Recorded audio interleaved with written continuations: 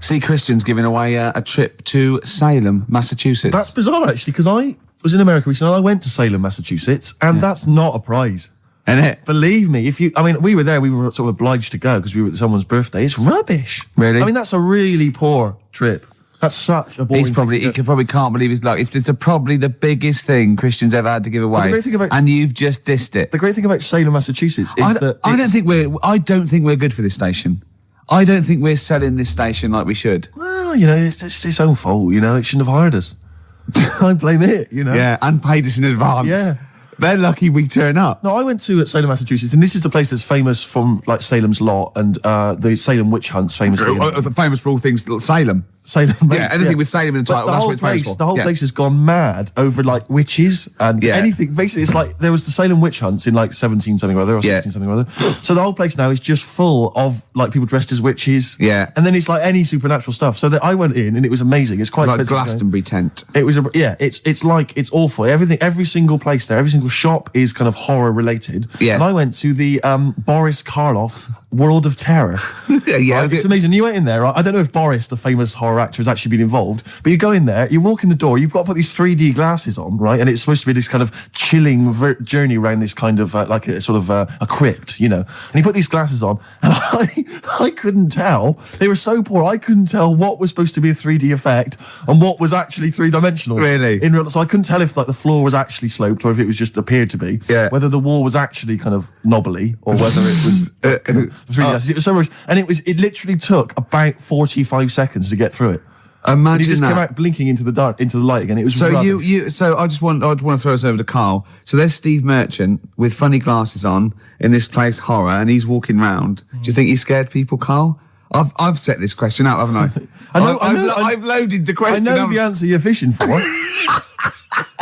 Karl, do you just want to have a dig at me? Because it's coming up to 2:00 and you've not really put a lot of effort in today, slagging me off. I don't do it on purpose. No, he doesn't do it on purpose. He's just an honest northerner and he can't lie. He's like George Washington, but without the wooden teeth. Yeah. Salem. I didn't mean We've lost it again, haven't we? You didn't mean to say Salem. This is such bad radio. Just this the is word really, genuinely, this is bad radio, it's awful isn't it? Radio. Quick. Oh, yeah, my mate went to one of those things in the West End where you walk around and it's aliens and they jump out at you. Right. And he was so scared when the alien jumped out and he ripped a bit of his face off. And the alien's face off? Yeah, it was foam and the bloke went, "Don't do that, mate." Brilliant. Well, in the Salem one, I was wandering around, and this was one guy that kept jumping out. Yeah. Because there was about 10 of us, I was at the back. I always missed him jumping out. So when I got round, I missed all the frights. Oh no! You'd have thought he'd like jump out, then double round and jump out again. Yeah. People everyone catch that? No, what are you doing? We. All right. Okay. Move on. Oh, if you want to win those tickets, 08700 800 1234. Dwight Schultz, who is he better known as? I remember he was on something on one chat show, and I think it was Des or Michael Asper or something. And I said, "So you've had something?" He said, "Yeah." He said, "Well, everyone knows that Elvis sold more records after his death than when he was alive." Little dig there against Elvis. He goes, yeah. "Well, I've just overtaken his record for sales in the UK." Right, so he sets up that Elvis is only selling because he's dead. Yeah. And anyway, I've still beaten him in the UK. And I just think, yeah. And where'd you get the quiff from and the way to sing? Where'd you get that from, Cliff? Where did you think of that? But it's those people he's just desperate for the credibility that he's never going to have. I like it when he went round last year going, "They're not playing my record. They're not playing my record. They're not playing." Oh, go on, play it. Number one. Yeah. Fooled you. It was number one. The Millennium Prayer. I know. Yeah. Well, it was the Millennium, wasn't it? It was, but I don't know who's buying it. I mean, I know you seem to claim it's some kind of like 60-year-old women, but they're not. Are they really a commercial force now? Yes. Oh, yeah. Karl seems to know that. Well, like when you're born, you're a little baby, wrinkly and stuff. When you get older, you sort of morph into a baby again. And you go through the same phases. So when you're young, you buy singles. You get old, you got nothing to do all day. You got all your pension money. What will I buy? Cliff Richard's on the telly. Here's my video, buy me song. You see, that started off as quite a sensible point, because I actually think they do it. But what was all that alien stuff about when you're born, you go wrinkly and you go wrinkly again? So sometimes you mix like normal things that human beings say with I don't know what. Well, look, when you're a baby, you've got a little bald head, no teeth. You get old. What happens? Are you a philosopher? You're an official philosopher. Because, I mean, it sounds like it. Oh, Karl, play a record. You're a gem. Ash, there's a star on XFM 104.9. Now, Steve. Yes. Karl text messaged me in the week, very excited, because he just watched a programme that proved me and you were stupid. Remember we sort of championed the anti-supernatural? Yes. Skeptical view. We're just absolutely skeptical about things like that. We're atheists. We don't believe in ghosts, anything like that, anything supernatural. We're followers of James Randi, a genius of our times. But Karl saw something that proved us wrong. I'd like Karl to tell you what this proof was, what he saw on, and look at him. Go on then. It was on Wednesday night. Yeah. I was watching. You see, the problem is I didn't get the full story, so you could pick holes out of it. Sure. Unlike your usual investigations into the supernatural, which are thorough. It was called. Can I just say what the programme was called? Mr. Exorcist. Oh, brilliant. So sounds like an academic work to me. Yes. The bit that I caught, I just flicked it over, sort of seeing what's on the telly, and I thought, oh, Exorcist, I've seen it, but there's nothing else, and I watch it, and then I realised it wasn't the same thing. Yeah. Thought, oh, I'll have a bit of this. And there was an old woman and a daughter, and as far as I was aware, the bit I picked up on, they were saying, oh, it's dreadful, and unless you've been through it, you've had ghosts in your house and that, you really don't know what it's like. Yeah, sure. And the main thing that seemed to be getting them down was the fact that the budgie was getting stressed. The budgie was getting stressed? Because animals can sense the other side, can't they? Can they? Yeah. Okay. So, and how was that manifesting itself? You didn't know. What was the budgie doing? I think it just wasn't happy. Right. Did it explain that to people, or how did it express that? Budgies are known for being chirpy, aren't they? I said it wasn't chirpy. It normally swings on its little perch and that. And just depressed because it was possessed. It was just sat around in its pajamas. So no. Come on, Steve. Come on, Steve. You're making this a mockery. So the budgie was depressed because he could sense the ghost. Yeah. And then this guy, this Mr. Exorcist, came round. Was that his name? Yeah. Okay. Was he a priest or something? Yeah, he might have been. Yeah. Like I picked did he have like a black coat with a little white collar? That's usually the. He had his coat on, so you couldn't tell. No, sure. Okay. But so he came round and he sort of did his thing, and then was he trying to exorcise the budgie? No, the ghost. House. Right. So it wasn't that the budgie had a demon or anything. No. Okay. No, this wasn't a possession, was it? This was a straightforward. It wasn't a poltergeist or anything. It was just a. Well, it's a haunted house. Yeah, but that's the thing he was saying. He was saying you can have like your ghouls and that aren't that bad, that aren't going to cause you any problems. Yeah. But obviously the budgie, they've got weak hearts and that, haven't they? Sure. So he go on. So anyway, basically he sorted it out, did whatever he did, and the next shot you see is like the budgie making a noise and swinging eyes over the moon again, and the old woman was like happy because she couldn't believe it. Yeah. And the priest didn't come in and go, well, you should feed that bird. Give it a bit of millet. It was happy. It goes, right. No, see you later. No. It was a... budgies are... my mum's got a budgie. And they're fairly happy all the time, aren't they? So it's got to be something fairly odd. Right? You never see a budgie sitting down going, I feel like topping myself, to be honest. Yeah. Do you know what I mean, though? No. Do you know you can have, like, a moody dog? You can see a dog when it's unhappy if it's walking down the street. You can have a moody canary, can't you? And what they do is they often tell the police what you've been doing. They're known for that. Mm. Yeah. So basically... So that, for you, is proof that the supernatural exists. A bird in a cage got a little bit annoyed, wasn't chirping as much as it normally did. Who knows why? There could have been a little draft up its...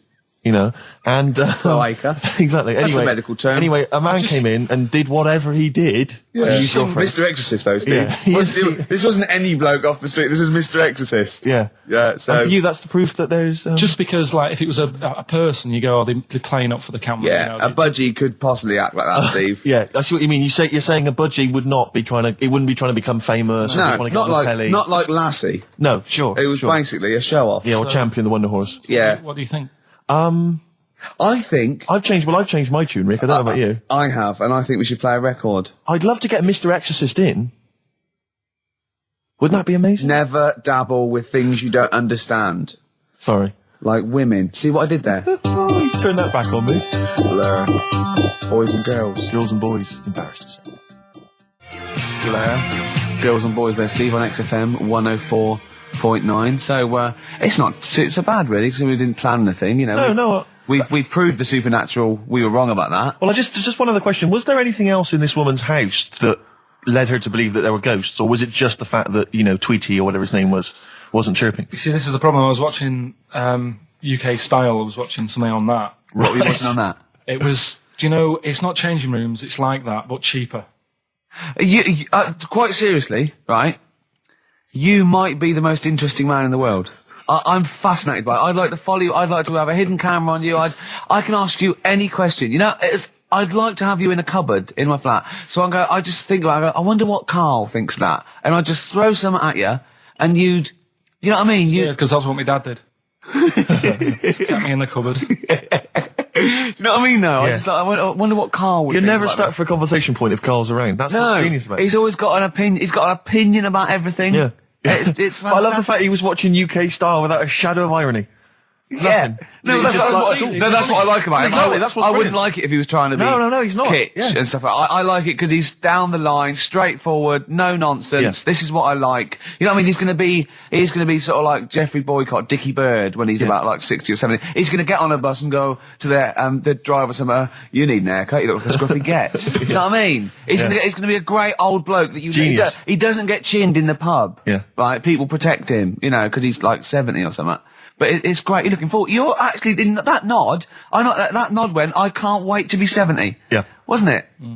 Can I make a suggestion that we just get people, they can email in just questions or comments they'd like to hear from Karl. Maybe they just want to know his opinion on the Afghanistan situation. Yeah, or last night's Coronation Street, whatever. Yeah, like they do it, in the NME or imagine that coming up to the election, they go, Billy says Labour. Oh, Yeah. Karl. I think the Sun has White Van Man. Each day they interview a guy who drives a white van, see his opinions on various topics.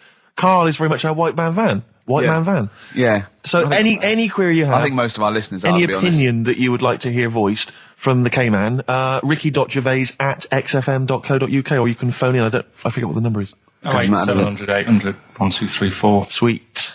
Now you during that record, you said, we knock everything. You saw something about the Bermuda Triangle, didn't you? Yeah, when I talked about ghosts, you sort of just, because you don't believe in it. I think it's because you're scared of it, to be honest, and you can't admit to understanding it and actually believing in it. Sure. Thing on last night, Steve. Yes. Bermuda Triangle. Oh, yeah. Do you know much about that? Mainly the song by, what was his name?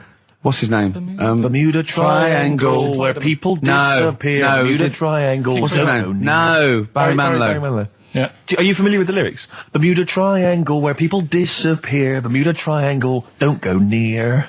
Yeah. I shouldn't really make a joke out of it. No, you're right. Go on. But what it is, right? There's programs saying what it's about. What do you know about it? As I say, mainly from what Barry's told me, but certainly planes and various boats have gone missing within the Bermuda Triangle. Planes. Yeah, but obviously that documentary didn't explore it. He learned a lot about that. I learned a lot about American history through "We Didn't Start the Fire" by Billy Joel. Again, most of my knowledge of the sort of Tsarist Russia comes from Rasputin by Boney M. Well, listen. Yeah, he was the lover of the Russian queen. They put some poison into his wine. Yeah. They shot him till he was dead. Yeah, which is go on. Right, well, this. Those Russians. Sort of bit of an earthquake in the sea. Sure. Lets out methane gas. Okay. And apparently, if you were swimming out in the sea, and there was like an earthquake and some methane came out, you can't swim in it, you just sink. Okay. Even if you're a good swimmer. What happens if you're two lads from your school and they heads? Yeah, that's like a buoy. So you can see them a mile off, and their webbed hands would get them into shore. Because they did actually say even if you're wearing a life jacket, if the water's full of methane, right, you just sink. You just sink. So what it's saying is boats have gone across the sea, got a load of methane in the sea, and the boat just sinks. Right. What about the planes? Is it then sort of planes with little sort of floaty things Could on? be. That'll be the sort they've landed in the sea. Right. And methane's coming. Well, sorry, Carl, what did the documentary say? Not I imagine. Yeah, your hypothesis might be one thing. What did they sound like? They didn't cover that bit. They didn't cover the planes. They didn't do the planes. Something else they said about it, though. Go on. Loch Ness, the monster. Yep. Sure. Probably doesn't exist. Okay. What it is... Interesting. Hold on, interesting. Oh, interesting. What they thought probably didn't exist. Curious viewpoint. Hold on. What proof have they got for that, Karl? How can they go around saying stupid things like that? It's methane. Right. Again, in Loch Ness. And people have seen... what's the lake it's in? Loch Ness. Yeah. It being the Loch Ness Monster. Yeah. That's where it lives. That's how it finds its way home. That's certainly the clue. Yeah, Again, Karl, that's the clue. Yeah, it's good. And it's, if it's out wandering, it goes, excuse me, would you know where I'm being the Loch Ness Monster? Where would I be going? Oh, you'd be going to the Loch Ness if that's your home. It's way over there, you big monster, you. So the bubbles from the methane bubble up out of the water. Yeah. People think, oh, God, it's a monster's head. But it's not, it's just water sort of shooting up because of the bubbles. Well, that's two of the great mysteries of the universe solved by Karl P on a Saturday afternoon. That is fantastic. Yeah. So, that makes me think a lot of things. So, when mediums are sort of like going, oh, I've got something coming through. Do you think they are exhaling a lot of methane gas? And thus making them not think straight? Do you think everything's down to methane gas? Do you think that all the mysteries of the universe are down to methane gas, Karl? What did it say in the documentary you saw? About what? What was the Budgie happy? We know that Budgie was sad. Was it in a room? Because they used to take canaries down the mines, didn't they? They used to take canaries down the mines, they'd smell the methane, and then the Budgie would be happy. I'm not going to teach you anymore. Play a record. Excuse me, and don't be alarmed. I look quite frightening, but I'm merely a nice monster. I seem to have lost my way home. Could you direct me in the right direction? Nice to meet you, yeah, Karl Pilkington. Hi. What's your name? Why do you need to know my name? Well, it might help me to find out where you come from. Oh, my name's the Loch Ness Monster. Okay, alright, give me a second. What was your name again? Loch Ness Monster. See, this is what I mean. Alright, guys, have you finished that private call? Yes. Jeez, that was outrageous. You're a fan of Feng Shui, Karl, and you believe it's all true.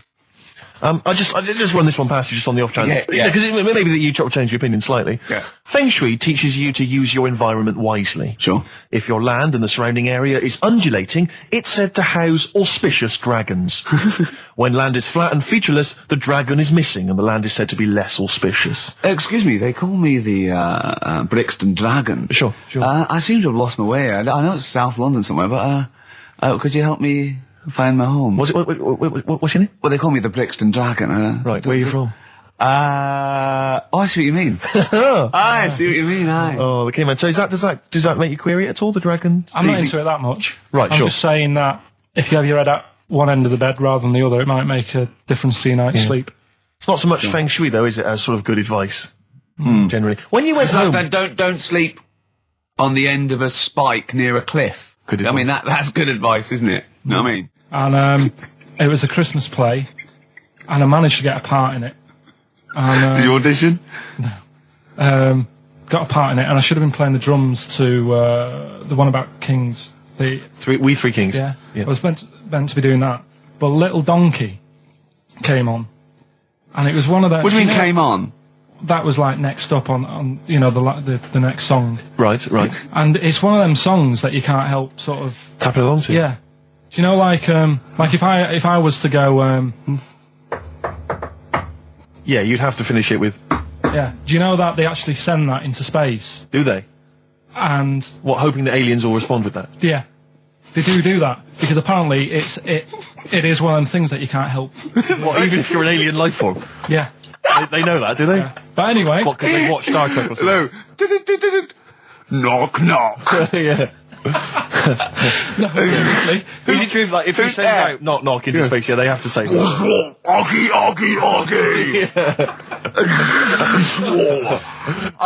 That is great. Seriously.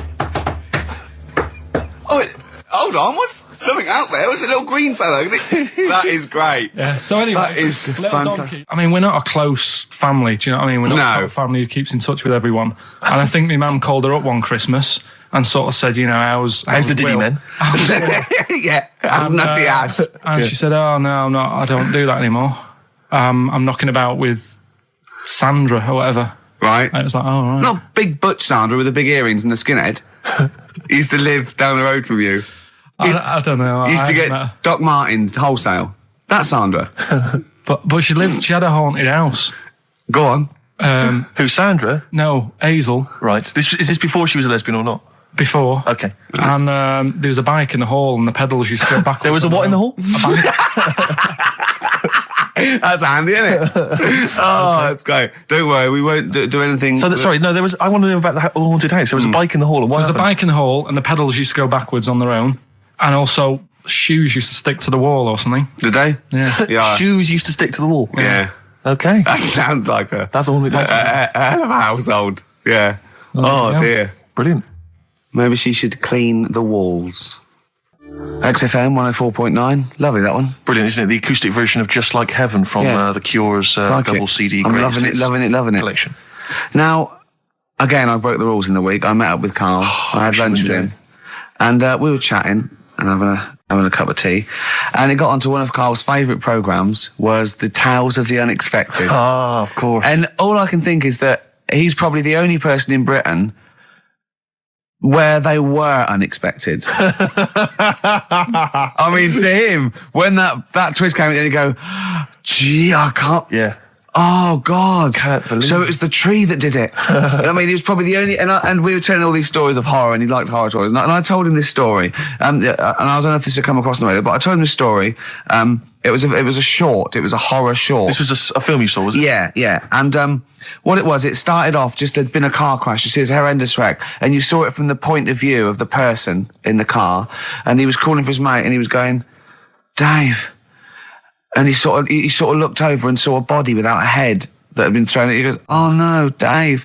And then into the field of view came Dave, his mate, and looked at him with a look of horror. And then it sort of went black, and you realised that he was just a head, and it had been his body. Oh, wow. Right? Yeah. And I said, then it came up at the end, at the executions and the French Revolution, people experience consciousness for, and he went, oh, no, he said, it wouldn't be for that long. And then he went, if it was a chicken, it would work. Imagine remaking that film. But it's two chickens in horrendous car crash. Their own fault for driving. It would work. No, he wasn't having that. Yeah. No, it was too long. I think he said, how long was this film? I went, about 5 minutes. He went, no. It would work if it was a chicken. I like the way that Karl in something like when you relate an incident like that, he's appalled and offended and annoyed by the people that made it, even though he's never seen it. Oh, he's annoyed, yeah. Like I want to see it. I think it's a good idea. Yeah. But they should have thought it through a bit more. Yeah. Do you have a favourite Tales of the Unexpected, one that you remember particularly that shook you up? Yeah, we were talking about the one on where there's some woman in prison. Have you seen that one? No, I can't remember them all. Right. This woman's in prison. Yeah. And she gets a bit friendly with the guy who takes the dead bodies out. Right. And he said, I can get you out of here. He said, what you've got to do, right? You've got to, at midnight.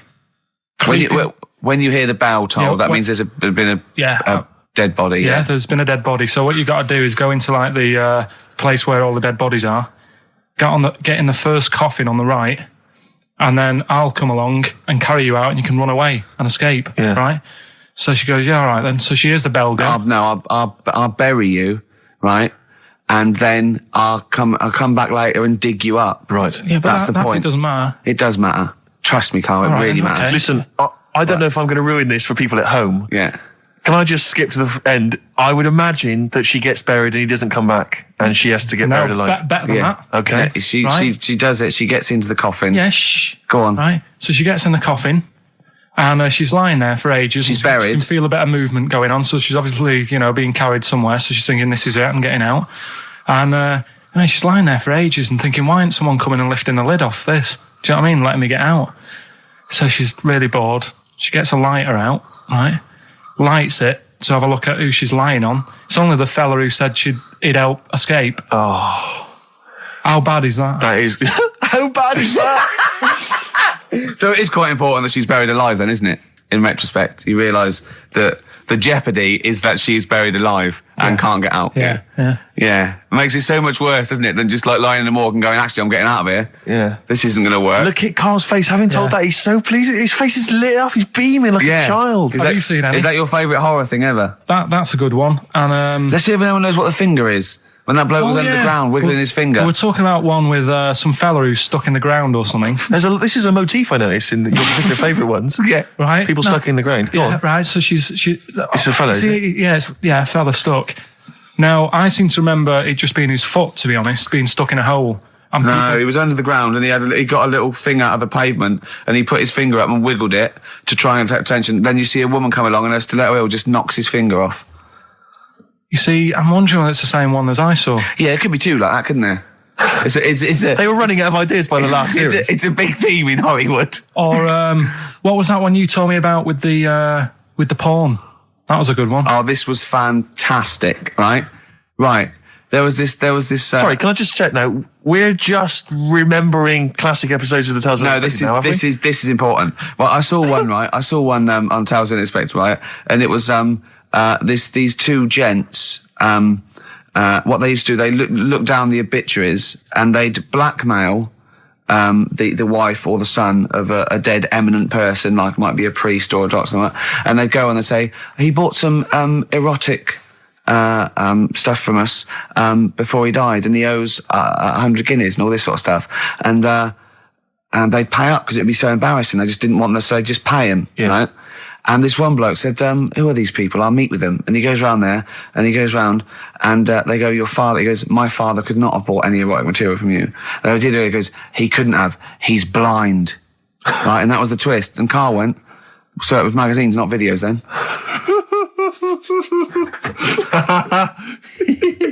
Yeah. Now think about it, Steve. Is that so stupid? Well, presumably it was set in olden times because people... professional pornographers don't tend to call it, erotic material. Yeah. They tend to call it, juicy jugs or whatever. But more than that, I don't understand how a video is going to be any use to a blind person either. I know that you can hear the sound, Karl. Look at him nodding like he's caught me out. Yeah, what sound were you hear? Do. Your meter needs looking at? Yes. Cut. What's then? What's that? Then it's just noises, isn't it? Occasional groans. Yeah. Right. You could listen through the wall at your neighbours. He does. I mean, that's why I save a lot of money. But I thought you were going to point out, Karl, that they could have had a Braille porno. Now, have you thought of that? Look, feel the lumps on that. Exactly. Think about it, Karl. Think about it. You're excited now. Yeah. Your girlfriend's away, Karl. Yeah, but she's great as only under the cupboard. No, she's a good-looking lady. Oh. Next, we've got White Van Karl. Oh, excellent. Stereophonics, Vegas 2 times, XFM 104.9 into the last hour. Yeah. And then 3 shows to go. That's true enough. Until we're off the air. I'm Ricky Gervais. With him, Steve Merchant. Karl. Oh, yeah. All right? Yeah. Go on, tell you, we cut short last week, weren't we? You had an amazing story about Neil Armstrong, didn't you? Well, we've been doing quotes, haven't we? Like famous quotes. Sure. Yes. I've, gone down in history. Yeah. And I was saying, quotes don't really matter. It's more the situation that you're in than the quote itself. Go on. So like Neil Armstrong, if he'd have said, tie bacon round your head. I'm as happy as a pig in dust. Yeah, that would have still gone down in history as like being the thing that Neil Armstrong said, wouldn't it? Yeah. Yeah. But space is driven in mental, probably would have been. But he chose to say something profound and meaningful to befit the situation. He got it wrong. Actually, it's a small step for man, one giant leap for mankind. But he was meant to say. We discussed this last week. Stop showing off. Well. No, but people might have listened last week. Yeah, it doesn't matter. I can't imagine. Well, we better tell them every week then. Yeah, but he said he should have said this is one small step for a man. Yeah. But anyway, he had a good effort, and that's quite. And that's an example of what I'm saying. The fact that he got it wrong, but it still went down in history. Right. But anyway, the bit that and it didn't happen anyway, did it? What do you mean it didn't happen anyway? That's what a lot of people say. That no one's actually been on the moon. Ah, yes, of course. They filmed it in Teddington Studios. Well, they were saying something about there was shadow on the film, and you wouldn't get shadow on the film, and there's all sorts of things. These people that you always quote as they. Who are they? Are they living in jars? Are they little fellas in jars? Look, go on. Do they appear to you in dreams? I've spoken to different people about it, and there's loads of little things that if you watch that programme, of them being on the moon, there is no way they could have done it. Right.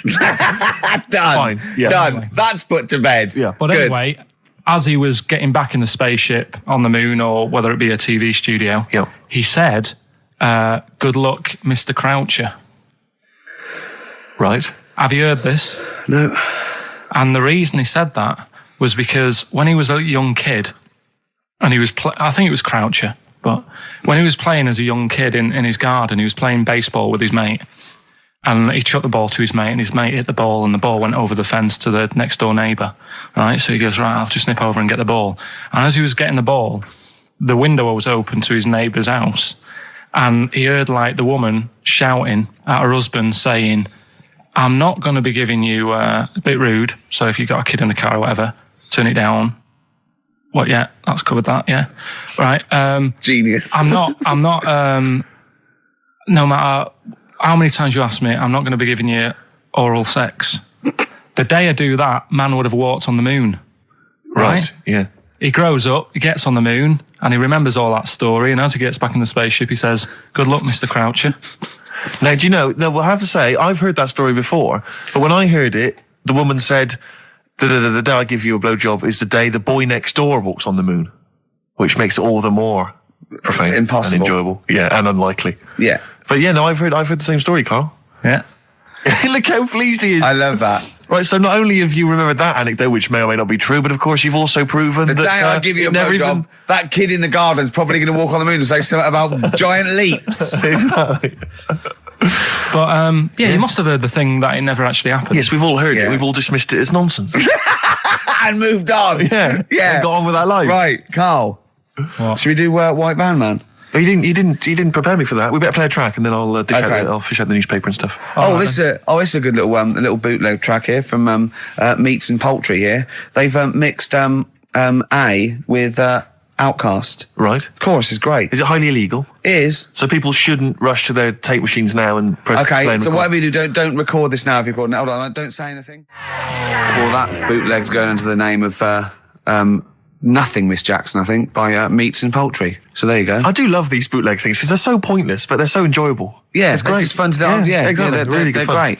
But not as much fun as White Van Carl. White Van Carl, absolutely. Do you want to explain the premise? Well, we take the Sun asks someone else and asks Carl. It's simple as that. The Sun have just taken a normal person. We flipped it. We're going to ask Carl the same questions about the week's news. Yeah, just basically your opinions, Carl, as ever. What do you make of, well, obviously the big news, David Beckham's broken foot? Is this a big concern for you? No, I mean, he's sad. You know, he's sadder for him more than anyone because, you know, to like be in the World Cup is like the main thing for him, isn't it? Yeah. But he's still a young lad, and I don't think he'll give up. I reckon he'll still turn up. He'll be all right. And, yeah, good luck to the lad. You know I like David. I'm not going to slag him off. Wise words. Yeah. He says that like he knows him. Like he's popping round for drinks later. Yeah, like we tried to stitch you up. Go on. But obviously yesterday, was it yesterday? I think maybe Thursday, the Sun printed a big picture of David's foot and encouraged everyone to touch it at midday because hoping that this would somehow, if we all thought and prayed together, somehow that would help his foot heal. Do you believe in that? No. Any belief in that? No, you're going down the old, like, Yora Geller route, aren't you? Sure. And it's stupid. Yeah. I'm sure, I mean, it's nice effort and everything. It sort of cheers everyone up. Hold on. You believe in ghosts and warlocks and licking toads. Why is that any more stupid than all those things? It's not going to work, is it? All right. Fine. It's rubbish. Okay. Eminem, Without Me, on XFM 104.9. I'm Ricky Gervais, with me Steve Merchant. Hello there. Little Karl Pilkington. Into the last hour, 3 hours of broadcasting to go, Karl, for us. 3. Yeah. What are you going to be doing? Three Musketeers.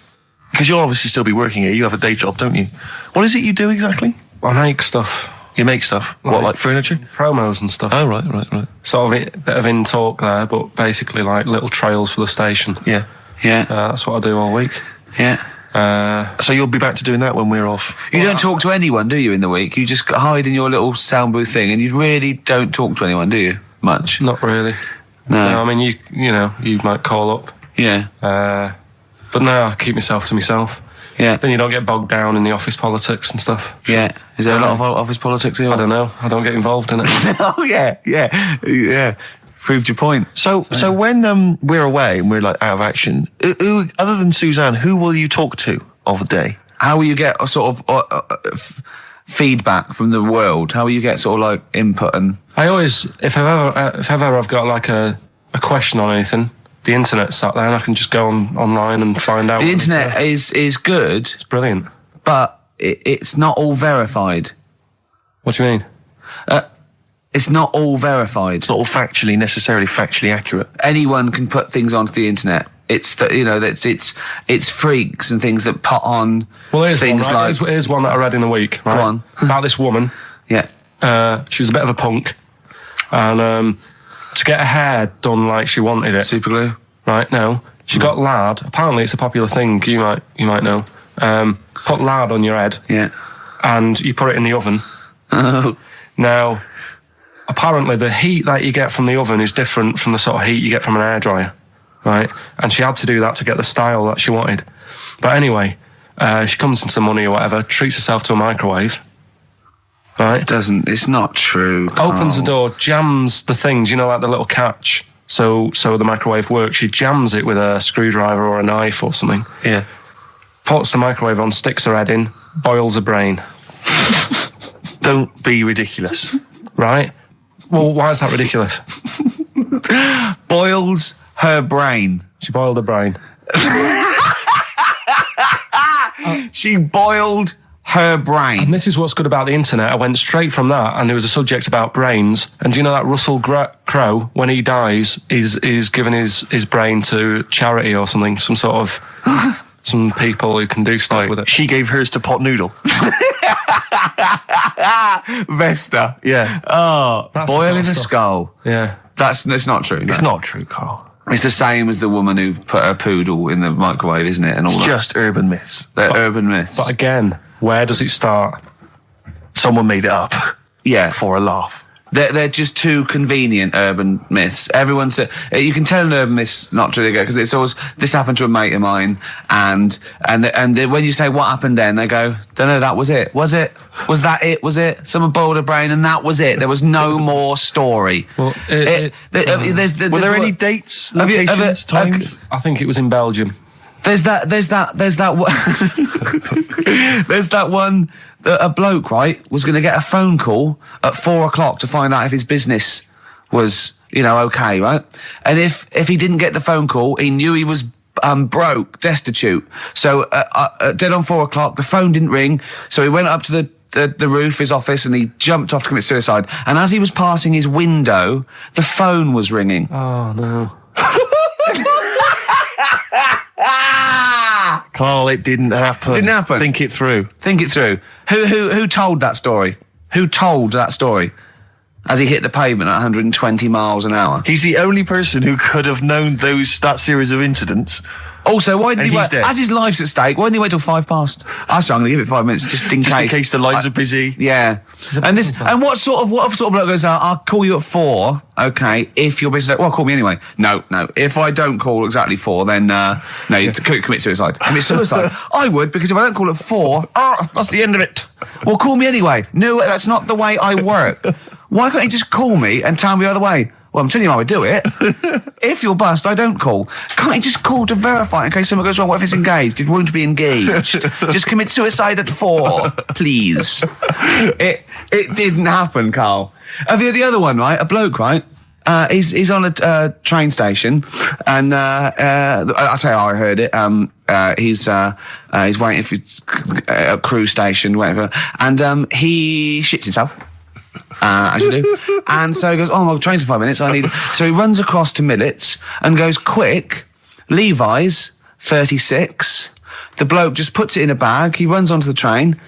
He goes into the toilet, takes his trousers and pants off. His soiled trousers yes, and pants. Throws them out of the window. I won't be needing those again. Cleans himself off. Open the bags. It's a jacket. Oh. No, it didn't happen, Karl. At what point did he go into it and go, quick, Levi's 36? And the bloke went, sorry, Levi's 36, what, a pair? No. Shall I wrap them? Them? It? Shall I wrap? Just wrap whatever it is. Do you want to look? No. I'm not looking when you're putting it in the bag, please. Right? 36 white stories. Don't say anything. I've told you 36 Levi's. And put it in a bag and charge me for it. Yeah. I don't want to discuss it further. Yeah. There was one... Here we go. There was one about a woman whose husband died, and she had him cremated. Yeah. And made like a little egg timer out of him. Right. And she said, I did that so it can still help around the kitchen. Well, that might be true. That might be a joke. That's quite sweet. That might be true. It's a true story, again. It was all... No, not again, because the ones I just told weren't. Nor is the boiling the brains in a bag curry microwave. Head story, true. Yeah. They're too convenient. Will you be buried or cremated? What? Will you be buried or cremated? I don't know. By cremated. I imagine. Like you, Steve? I don't know. It's out of my hands. Yeah, I haven't thought about it. I've not thought it through, and I don't care either way. Have you heard the one about... Sorry. I'm just worried that we're getting into a macabre world now of ashes, boiled heads. So I think we should play some music, let people just calm down. Levi's. Just think about some of the urban myths they've maybe heard, assess them. Maybe they are absolute bollocks. Yeah. And they can move on from it. Well, it's just that the death thing, right? Yeah. There was an argument on there about, do you know that Twilight Zone or whatever it was, Tales of the Unexpected? Oh, yeah. Where the woman got buried alive. Yeah. They were saying how, like, years ago, they'd bury people thinking they're dead. Yeah. And they've recently, like, dug coffins up, and then the people who were in the coffin weren't dead. They might have just been, like, in some sort of deep sleep or whatever. And they've lifted the lid off, and there's scratch marks on the thing. Yeah. And that's pretty scary. And makes you think, I mean, I hope they check these days. That's all. I'd like to play a beautiful song now by Cat Stevens called Lillywhite. It's lovely. A song for the lovers room? Yeah. Smiths, Cemetery Gates. Great, wasn't it? Always cracking. Off the Queen is Dead. Voted best album of all time, I think, in an NME poll. I don't think it is their best album. Strangers Here We Come. I agree. I agree. Yeah. Cracking. Anyway, Karl, so people are arguing on the flight. How did you enjoy Edinburgh, by the way, anyway? Because I saw you up there briefly with you and Nick Frost, your new mates, Nick Frost and Simon Pegg. You know, he prefers them to us now. I know, apparently, I could tell that from just talking to him. Really. It was the way he was sort of looking at them. He was just smiling at Nick Frost. It's his new best chum. You love Nick Frost, don't you? Would you have preferred it, right, if I went to Edinburgh and had to sit with some people that I really didn't like? Would you have been happier for me? No, do you know? But so I had a great time with Simon and Nick, and they're nice people. But he kept going to oi, Nick, tell Ricky that story. And Nick and Simon, all it was, right? And their ghost stories. He loves them because they believe in ghosts. Oh. It's not just they're that. great blokes, a great sense of humour, just because they believe in ghosts. You go and tell them that. He goes, how do you explain that? I was going, well, I wasn't there. What was that one you told me and it was completely wrong? About the... It was, it's years ago. Oh, yeah. Some in olden days. Oh, sure. When ghosts roamed the earth. Once upon a time, you mean? Yeah. Some doctor or something who was into, like, the way bodies work. They got their head cut off. Who did? The doctor? Yeah, he was doing a bit of an experiment. And he cut his own head off? Yeah. Okay. And it was about, he said, when my head's in the basket, I'm going to blink my eyes. Right. Okay, sorry, hang on, let him finish. And, so the doctor has chopped his own head off, and he's told everyone, I'm going to blink my eyes. He's in the basket, and he goes like, right, I'm going to blink my eyes about, as many times as I can. So quick, count them. And they count, and he got to like 15 before he died. Now this is how Karl told me that. Till Nick Frost explained that, Karl told me, he said, right, well, a bloke, right, he had his head cut off, and when his head was in the basket, he went, count how many times I can blink. And I went, well, that's rubbish. He went, no. And Nick went, well, no, he actually said, when my head's in the basket. And Karl went, all right. I said, Karl, do you know the subtle difference? Do you see the subtle difference? I have to say, though, guys, I still don't really understand what went on there. You've both lost me. The story is that a bloke who'd been found doing... you mean that Karl just explained it and that was a clear version? Because I still don't know what you're talking about, Karl. Well, this bloke had his head cut off at experiments against God. He was a doctor in in olden times. Yeah. And when they cut his head off... Why did they cut his head off? Because it was... he was executed. Crimes against... Exactly, he was executed, yeah. And he said to his assistant, when my head's in the basket, I'm going to blink, count how many times I blink and write it down as an experiment, right? Karl told it to me, like his head was cut off and he went in the basket, and when his head was in the basket, he looked up and said, count how many times I blink. Yeah, I love that. I love the difference in that story. Yeah. Both rubbish, but, you know, one's possible and one isn't. You believe anything that you're told, except when we tell you the truth. Right, here's one. Christ. Ghosts and that we got talking about. Sure. And Nick said, right, he said, you'll like this one. He said, my auntie was having loads of problems. Why are you whispering? It's not illegal to talk about ghosts on the radio. No, but it's hearing this. So the auntie's in the house and that, and furniture's moving about all the time. Oh, God. And they were like, no, Steve, he told me this one. This is such rubbish, mate. No, come on, let's listen. I'm going to leave it to you. I'm going to sit back and enjoy it. I'm just going to watch your face, Steve. Right. Sorry, so I missed the beginning there, Karl. There's an auntie in the house. Basically, Nick's auntie. Right. In the house, things moving around all the time. And it was just annoying every time she tidied up. It was like... it was just annoying. Making a mess. It was one part annoying to 2 parts scary. Yeah. So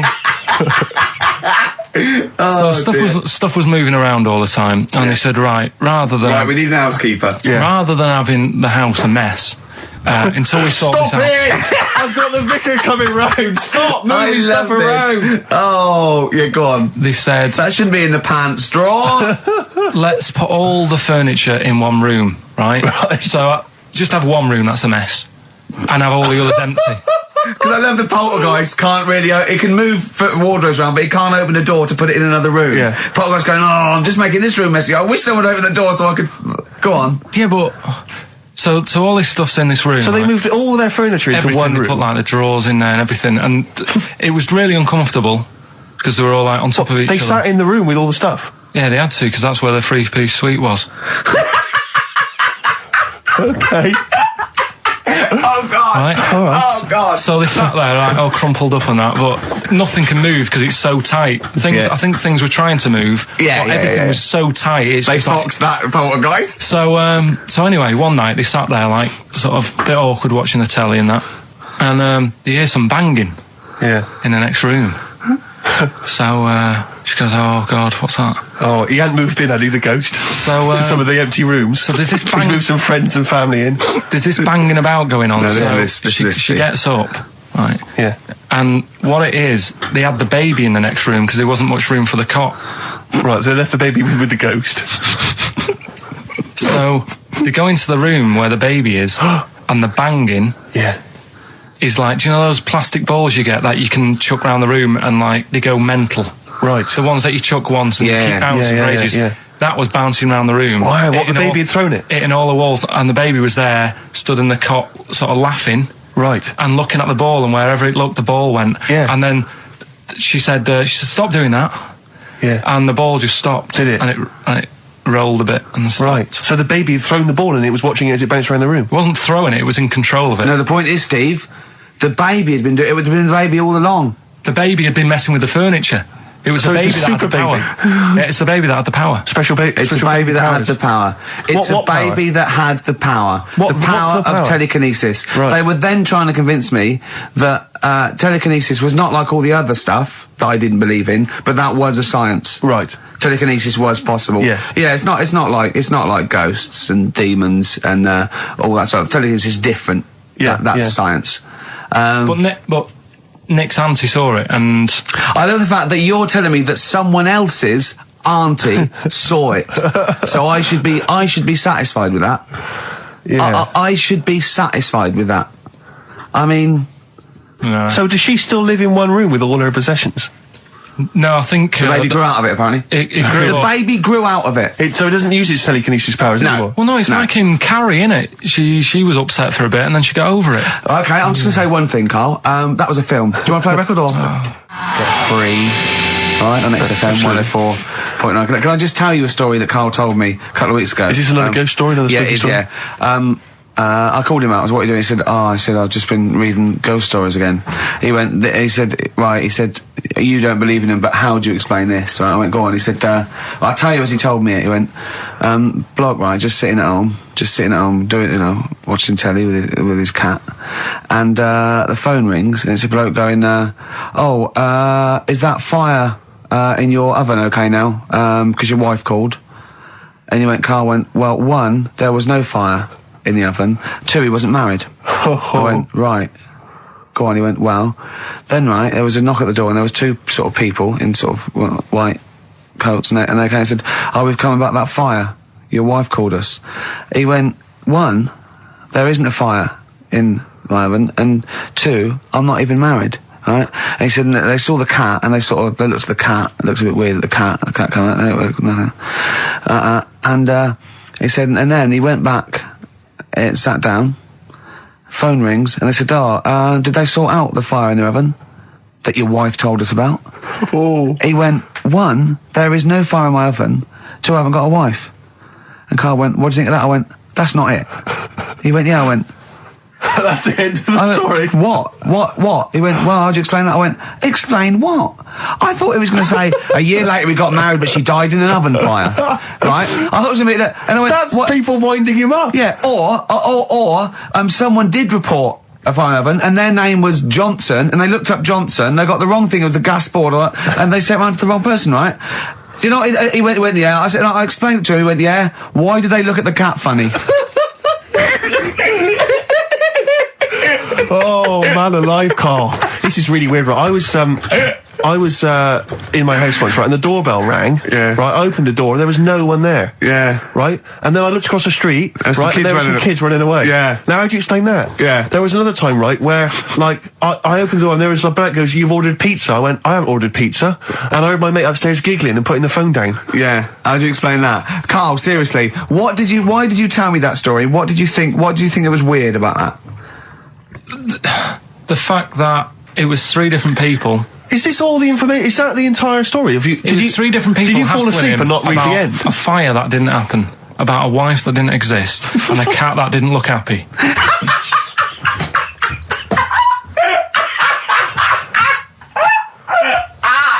Oh, I'm gonna have a heart attack, Karl. What? I mean, why did they look at the cat funny? Because cats don't like spirits, do they? What? And the other blokes were ghosts? Yeah. Yeah, that's it. So these are kind of beetle about type ghosts. These are ghosts who walk the earth as the undead, just winding people up slightly. That's lovely. That is lovely. Seriously, and a cat that did not look happy. But seriously, why would ghosts wander around just like winding people up? Oh, maybe something did happen there years ago. Some fire. Some woman might have died in a house of a fire or something. Yeah. And it's sort of all happened again. Yeah, it's certainly a mystery. I mean, if you don't it's a mystery. I mean, I can't. What's this book you were reading? You were reading a book, which is interesting enough. It was the Fortean Times. Oh, Karl. Yeah. Well, I don't know what to say. Well, I'll tell you this, Karl. There is a track that will spook you right out. This is Warren Zevon from what was it, like about 1979, early 80s? Oh, great track. Werewolves of London. Play this, Karl, but don't be scared. From 1978, Karl, Werewolves of London by Warren Zevon. Are you a fan of that? It's alright. Great track, isn't it? Fans of Warren Zevon, maybe if you know he's got a new album out. As we speak. Although, if you're a fan, you probably know that already. Yeah. If you aren't a fan. People who hate him would be interested in knowing that he's got a new album out. Yeah. Do you believe in, I think, lycanthropy? Is it not called? What's that, sorry? Lycanthropy. What's lycanthropy? Isn't that werewolfism? Really? Isn't it?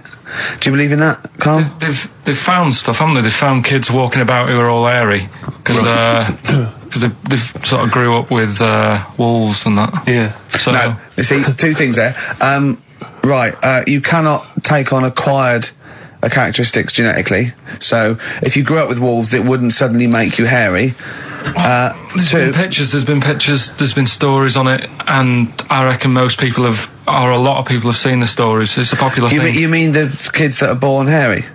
No, there's kids who have been born hairy, right? Yeah, that's it. No, but listen, and they walk around on all 4s, and they drink milk from a saucer. Steve, this is remember that time with the maggot in the head? Getting out with bacon, and you were like laughing, and then people called up and said, yeah, I've seen that, I've read about that. Yeah, this is the same thing. Have you seen an XFM listener up close? Have you ever looked? They drink milk from a saucer. Yeah, they've got to be kept on leads. People who listen to this show. There's no point me telling you about stuff. There is. It's comedy gold. When you were at school, did you keep arguing with the teacher saying you're talking rubbish there? Teachers didn't teach us about werewolf boys and ghosts. They taught us maths. God, right. Tell the story about the manhole cover. Right, in the same magazine as the one with the cat and the fire and that. Don't tell me that story again, it gives me the shivers. Yeah, a cat that's got a weird expression on its face is against God. Anyway, this isn't a scary story. This was just like physics. Yeah. It was going on about the nuclear bomb and how powerful it is. And they put a manhole cover on top of one. Okay. Blew it up. Yeah. Never saw the manhole cover again.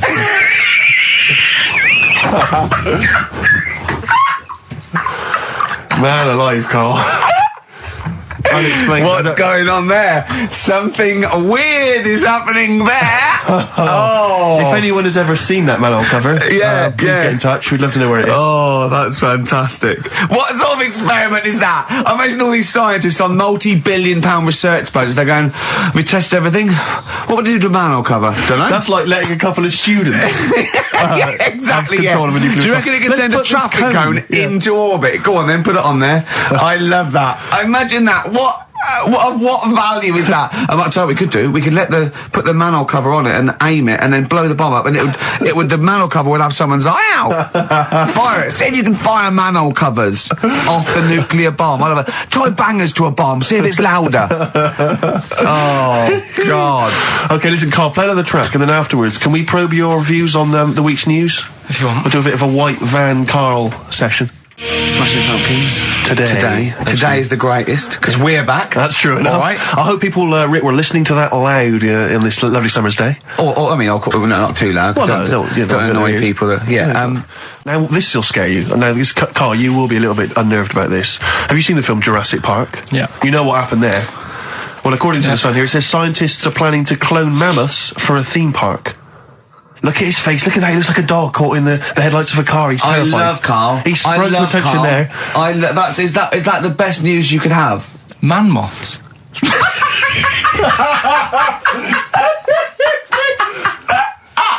Right. Yeah, man moths. I love the fact that that's why he was so excited that they bred a man moth. What is this? Yeah, it's a human being that hides in your wardrobe and eats an entire jacket in a day.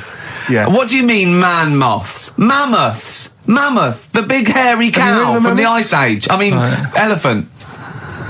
You're not so excited about that, then? You can take or leave bringing back mammoths to life, but a man moth... A man moth is a different matter. Oh. If we'd have never brought that up, he'd have gone and told someone now, they've bred an half man, half moth. This is how things start. This is what we mean when you hear these ghost stories. Are you slightly deaf? Is that it? When you hear these stories, you're slightly deaf, and his head was in the basket, and he went, count how many times I blink. Is it... Karl, is English your first language? Are you actually foreign? Is that the thing? Yeah. Should we speak when we say foreign, we mean not of this planet. Yeah. Should we speak slower? Would that be a help to you? No, go on. Next what do you make of that? Do you think that's good? Do we think that's good to bring back mammoths? Prehistoric animals. These giant elephants. They're slow, aren't they? It's not as if they're going to get out and run fast and they can't capture them. They'll probably be a fence, to be honest, Karl. They'll probably be a fence. No, but you're asking it as if it could all go wrong, but it couldn't, could it? Well, really? but the point was about Jurassic Park is they thought it wouldn't go wrong. They thought they had it all under control. Have you learned nothing from Jurassic Park, Karl? Dinosaurs would say, think about it before you do it. But with a hairy elephant, it's not going to... Not a concern for you? Would you go along to see him? Would you be interested in that? If it was in the area. He's great, isn't he? I'd love a queue. Nothing right? impresses No, him. but what I'd like to do is Karl sitting like Yoda in a little cave, and I'd just like to see people like Tony Blair and Stephen Hawking's in a queue, and they go and say, "Karl, got a bit of a problem." And thinking of cloning a man and a moth. Problem? Not an issue. No, if I'm in the area, I might cruise around and have a look at it. Otherwise, just don't send it near my clothes. Oh, that's fantastic. So it's just for a second. As the words "man moth" came into your head, how excited were you? I mean, were you both terrified and excited? For the moment when you thought that they'd cloned a man and a moth? I pictured... what kind of face did he have? Did he have the moth's head, or was it a man's head? Just a little man head. Right, what was his face? What did it look like? He just was like a bit shocked. Perplexed, yeah.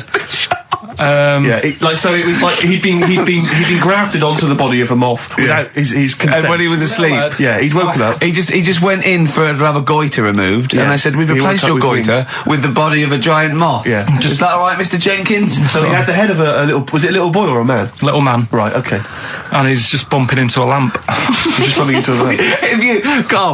If you went into hospital and they'd done something, what's the worst thing they could do, right? What would you rather have done, right? You wake up and you've got lobster claws for hands. Right. You wake up and you've got duck's feet. Or you wake up and you've got one horn coming out of your head. The worst thing? Yeah. Probably the horn coming out of my head. Why? Get in the way. That'd be useful, wouldn't it, in fights and stuff? And for like parties, people would play I suppose the lobster claws would also be quite handy there. Definitely. 104.9 XFM. You all right? This is Karl, producer of Ricky Gervais and Steve Merchant. They're not about today. Ricky's on holiday. Steve couldn't be bothered. So I'm left here with all the DATs. That's a digital audio tape of all the shows they've done since they've been here over the last year and a half or something. So we'll play you some of the best bits. All right. So here's the first bit.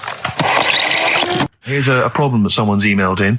We're taking emails today. If you've got a problem, a concern, or just a general query that you think Karl could answer for you, it could be about anything. It could be about some of the big kind of philosophical questions. Yeah. It could be something to do with war or famine, anything like that, or it could just be a personal dilemma. Something that's happening locally. And this seems one that I think you and your father have probably come across this sort of dilemma in the past. Yeah. And I'd be interested to know what your take is on it. Let me see, this is from Lee Matthews by the look of it. He says, he lives in a suburban area where the local teenagers also live on the same road, and they're running riot. They're smashing wing mirrors off the cars, they're crashing into parked cars on their skateboards, and they're just generally making mayhem, night and day. What can he do to stop this going on? The parents of the kids don't seem to give a damn. Anyone who complains to them, they just say, "Oh, piss off." The police are useless because they never catch them in the actual act of violence, which is what they got to do to apparently convict them. So they don't know who to turn to, really. It's rather like when a little old lady went and got the A-team, and he was dressed as an elderly Chinaman.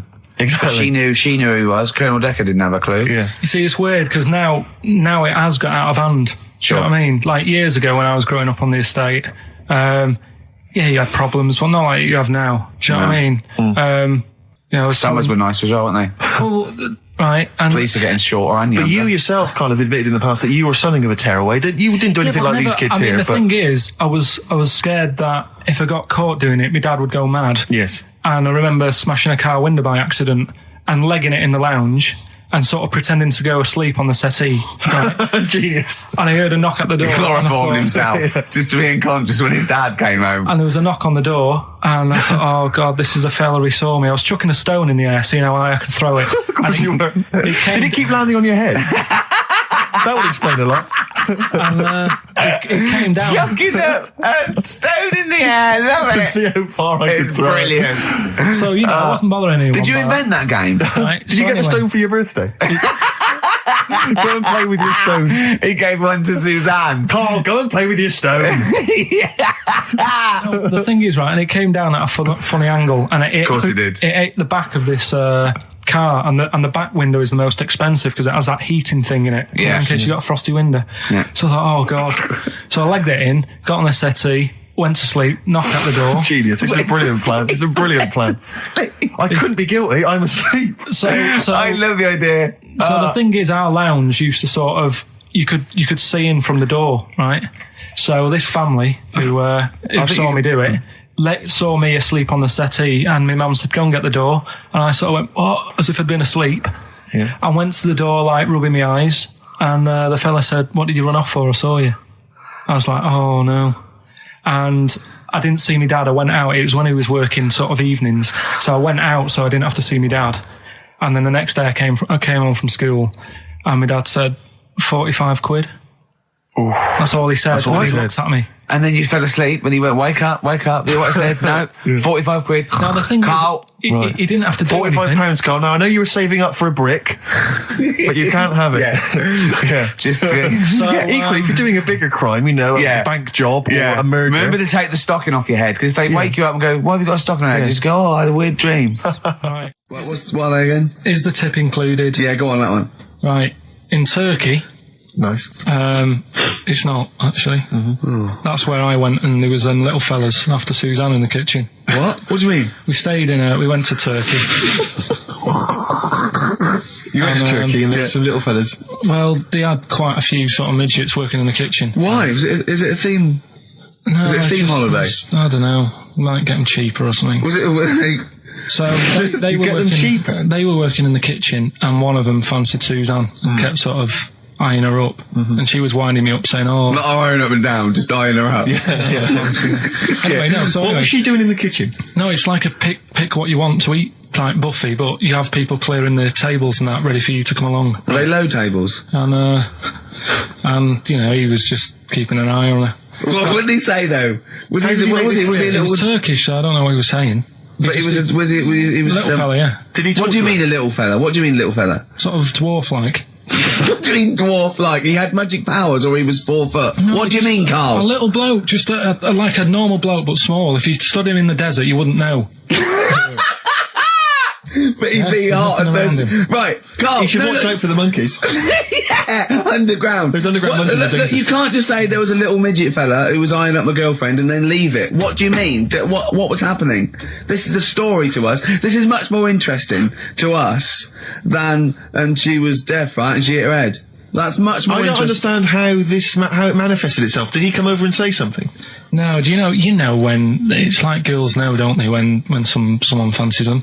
What do you mean there was lots of them as well? Do they? That's worth knowing. Listen, right, come on, right. So you went to this holiday, yeah? Yeah. And you went into the dining room or something? Yeah, downstairs. And you looked over. You thought, this is all, there's no one serving. Yeah, and they go, wait a minute. Hold on, you looked down and there was a little waiter. There was loads of them running around busy.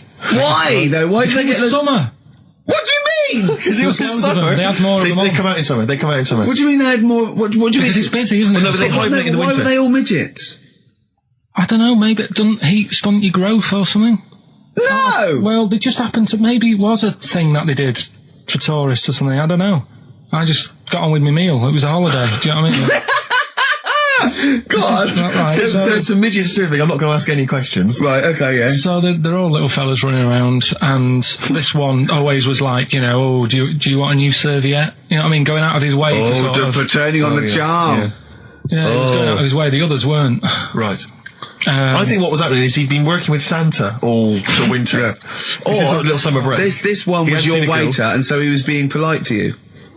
Maybe. But what did Suzanne say then? She was using it to wind me up. What was she saying? Just like, look. He may be small, but he's built like a... Yeah, he's all man. So... Were you jealous of a midget then? You were jealous of him? It is a bit annoying, isn't it? Why? It wouldn't bother me as much now, because I've been with her for ages. Right. But at the time, that might have been one of our first holidays, and it's like... You don't want to what's going on? I paid for this holiday. Yeah. and then you get off with a midget. Yeah. Oh. So anyway. But it doesn't matter, because you got chatted up by a bearded lady. So. yeah. Tell you what, no, that's got nothing to do with that. What were you going to say? What were you going to say? I was going to say the hotel was half board, and maybe... Oh, right. I thought you were going to say it's just one of her shortcomings. So listen, right? Play a record.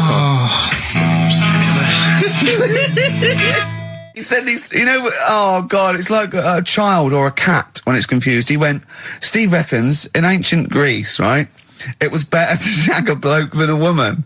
And I went, well, yeah. I mean, that's about the male being sort of a first-class citizen. Yeah. Much better, wasn't it? An aspiration to sleep with a beautiful man than a beautiful woman. Women were lower-class citizens, so therefore men were seen as higher class. So to have sexual relations with a man there was no shame in that. No. In fact, it was looked upon. And I said, well, ancient Rome. I said, Nero. He used to sit in his big jacuzzi and he used to get, pretty boy men to go into the water and just nibble at his testicles while he was having a wash. He didn't do that. He did. Yeah. And he's not a gay fella. No, well, no. I mean, I don't know about Nero, but I mean, it wasn't a case of a big delineation between what was heterosexual and what was gay. It was just, whatever you... So what did this fella do then? This one who's having his... Well, he was pretty much top boy, Nero, for a while. He was in charge. And, you know, and you did what you're told. If Caesar or... But why were people going round there? Why didn't they go, oh... No, they weren't dropping in. It wasn't like the doors opening. I was going to see what Nero's doing. You'd have probably been like a delivery boy or a stable boy or something, you know, and you'd have popped round there and you'd have gone, there, right, Nero, there's the tablets of stone you wanted. And they go, Pilkington, why you are here? Pop under... I don't know why he's French. What is that? I don't know why he's French. Just pop under the water and nibble at my testicles and you'd have done it. Because he was Nero. I wouldn't. You would have. There's no way I would have done. Yeah, well, you would have. What have I done? I've dropped a pizza off. Yeah, you put around to Nero's place with the pizza. Right, I'd say I've done my job. Right? Yeah. That's not the sort of tip I wanted. No, he just said, get the little baldy chap to nibble at my testicles, and you'd have been under the water. I wouldn't have done it. No, Well, you wouldn't have put me head on the You'd wall. have done it, right. No, I wouldn't have done it. Can I just say this, Steve? Not only would you be nibbling his testicles, you'd have been going mad. You'd have been noshing him just for extra. You'd have been doing everything he wanted. You'd have been going, he'd have gone, I didn't ask you to do that. You'd have been going mental. They'd have been chewing, slurping, smacking, poking. You'd have chopped, you'd have gnawed his packet off. You'd think you're eating Walker's crisps. There'd be bubbles, there'd be flood. Oh, it'd be horrible. Alright, this is Karl, the producer of Ricky Gervais and Stephen Merchant on XFM 104.9. We're playing out some of the best bits, hope you're enjoying it. Here's another one. Last week when I did Do We Need 'Em, do you know when I called up one of the museums in a science museum? Yeah, are you talking to me? Yeah, I'm just saying, I wanted to tell you before when the song was on, but you're so busy listening to it. Yeah, was I so busy listening to a song I was playing? Yeah, but we're doing a radio show, aren't we? All right, what's your point? Well, I just wanted to say she emailed in to say I got her name wrong, so I'm just apologising for that. What did you call her? I think I called her Jessica. What was her name? I don't know, I've got it on email somewhere. This is not an apology! No, I'm just saying... You've got it wrong again! You've not even said her real name! How is that an apology? Well, I remember, I read the email, so, yeah... But who are you apologising to? I think her name's Jackie, I think. Oh, you've got it wrong again, haven't you? Well, anyway, and she just said if you want to see dinosaurs and that, go to the museum. You were complaining about that as well, weren't you? You went to a museum and there was too many dinosaurs. He said you just need 4. No, well, Steve, have you been to the one in Knightsbridge? I think this one that I called up, right? It's nice. You go in, you get a good collection of stuff. You walk in, there's 3 or 4 dinosaurs. You've had enough, right? I went into New York, right? I went to the museum there, hundreds of them. You can't move for dinosaurs. Yeah. It's almost like they're responsible for them being extinct. There's loads of them. So all I'm saying is, if you want to see a dinosaur, go to the one near Knightsbridge. They've got a nice selection, some old vases and stuff. It's worth going. So... some people emailed in the songs with stories in it. One of them was Babushka, and he went, what's that? And I went, asked Katie Bush, what is it? I said, it's about a woman who dresses up as another woman to introduce her husband. He went, they wouldn't work. Just dismissed it like that. Why do you think it would work? Because you'd know. I mean, say like, right, Suzanne, right, who I go out with, right? She can see me from, say, if I'm coming down the high street.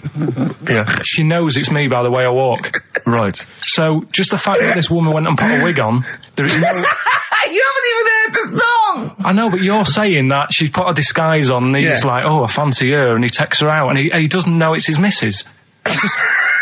You're not buying it. I mean, I'm controlling this. Whereas the flea with your brain going to Glasgow, perfect sense. Yeah, Babushka, rubbish. Karl, can we have the tomato story after the next tune? Yeah. Bit of Coldplay? Yeah, love it. Yeah. I was watching, did you watch The Mammals in the week? No, David Attenborough? No. I was thinking, actually, right, all this MTV stuff, if there's one reason why I'd like to do it, is I was watching Attenborough, the Mammals programme. I reckon I could do something like that. Right. And just have like me, instead of Attenborough, like a young, sort of fresh person, watching, like, certain animals and saying, do we need these? Do you know what I mean? Yeah. Yeah. Oh God! What's it called? Death on Earth. Well, That's amazing. Yeah. Do we need these? And, and the audience at home would vote. Would there be some kind of telephone like a vote out system? Oh, the thing is like, it's something interesting that I remember I was saying the other night on on Jonathan Ross's show, on his telly show. Right, he was saying, he said you could take all the humans off the earth and it would carry on, but take like some animals off it, mammals and that, you got problems on your hands. I thought that was quite interesting. Yeah. So it's like the question is, do we need these? Is that part of the big thing? Right. Like jellyfish. Yeah. We've talked about jellyfish. Yeah. Yeah. So which mammals in particular were you talked about watching our Zoe Ball show, haven't you? Hey? Which mammals were you thinking we don't need when you watched the show the other night? Any in particular that you thought they don't need them? They're not of interest. Well, I like whales, but I don't know what they do. And they're taking up quite a lot of room. Sure. But stuff like, jellyfish I looked into because I was talking about them, and they were saying they've got no eyes, no heart. There's something like 97% water. Yeah. They're blind and they do about 33 miles a day. Right. So it's like, do we need them? Could we clear them out? Yeah. Well, a big net. That would be the programme. What? Right, we'll get rid of them. Next week we'll be looking at rhinos. I think it's genius. Honestly, I think it's genius. And like going along, sort of like picking up sea anemones and going and just lobbing them into the sea. Well, what do you think about MTV doing that? And then I just, in between the bits, play music videos? I play music related to fish, so I could play like Fish. Yeah. That rock guy. Or the animals. Rock Lobster. Yeah. Or what else could This I get could Run in and there? Run. What other songs have got animals in them? The Monkeys? Could play the Monkeys. Yeah, there's about 1 million, so let's not start this. No, but do you know what I mean? So do we need this? So MTV flies you around the world to the most incredible exotic locations. You sort of climb up a tree or whatever next to, I don't know what lives up a tree, some kind of rare parrot. You say, look at that, it's colourful, it's interesting. Oh, you like sloths, don't you? No, they just live up trees, but I'd say, do we need them? Why? Well, what do they do? What do you mean? What do they do? What do you want from an animal? Carpentry. What do you want? I don't like scorpions, right? Right. But then I found out they look after those monkey things. They're not monkeys, they're lizards. Well, all right, yeah, then lizards. They look after the lizards. So there's a reason. But do you need the lizard? Could be your next question. Because the local people made shoes out of them. But not when the scorpion protected them, they didn't. All right, we don't need them then. Okay. So ultimately, would anyone decide? I mean, do the animals kind of get a chance to mount a case for their survival? I mean, is there maybe someone that comes into their corner and sort of defends them? I'd have like a David Attenborough type character who says, well, they do this, and I'll go, yeah, but do we need that doing? Yeah. Okay. So what does an animal need to do in order for you to feel that it sort of gets a chance of life? I mean, like a pet, like an animal, like a dog maybe, or a cat, I mean, they give a certain affection to its owner. Is that a valid reason to survive? Not particularly for you. Not really. No, okay. I mean, saying that, though, blind people use dogs, so they are useful. So dogs are useful. Farmers use they dogs. often save people, don't they, in snowy weather? Cats. I'd have to think about it. Okay. Keep the mice down. Yeah, but you got rent-a-kill. Okay. So what I'm saying is something that will affect the world. Right. I think you'll find everything does. Except Karl. I'm not sure what effect he's having on the world. I'll tell you what, though, Steve. Right? Did you watch the mammals? I did see the mammals. They had bison on it. Right. The weirdest looking things you've ever seen. Yeah. They've really you're on dangerous ground here, Karl. They've really got it's like, decide what you want to look like. It's just a mismatch of stuff. It's got a really big airy head. Yeah. And like you. Sort of bald at the back. Right. Sort of it sounds like someone you went to school with. Was there two of them?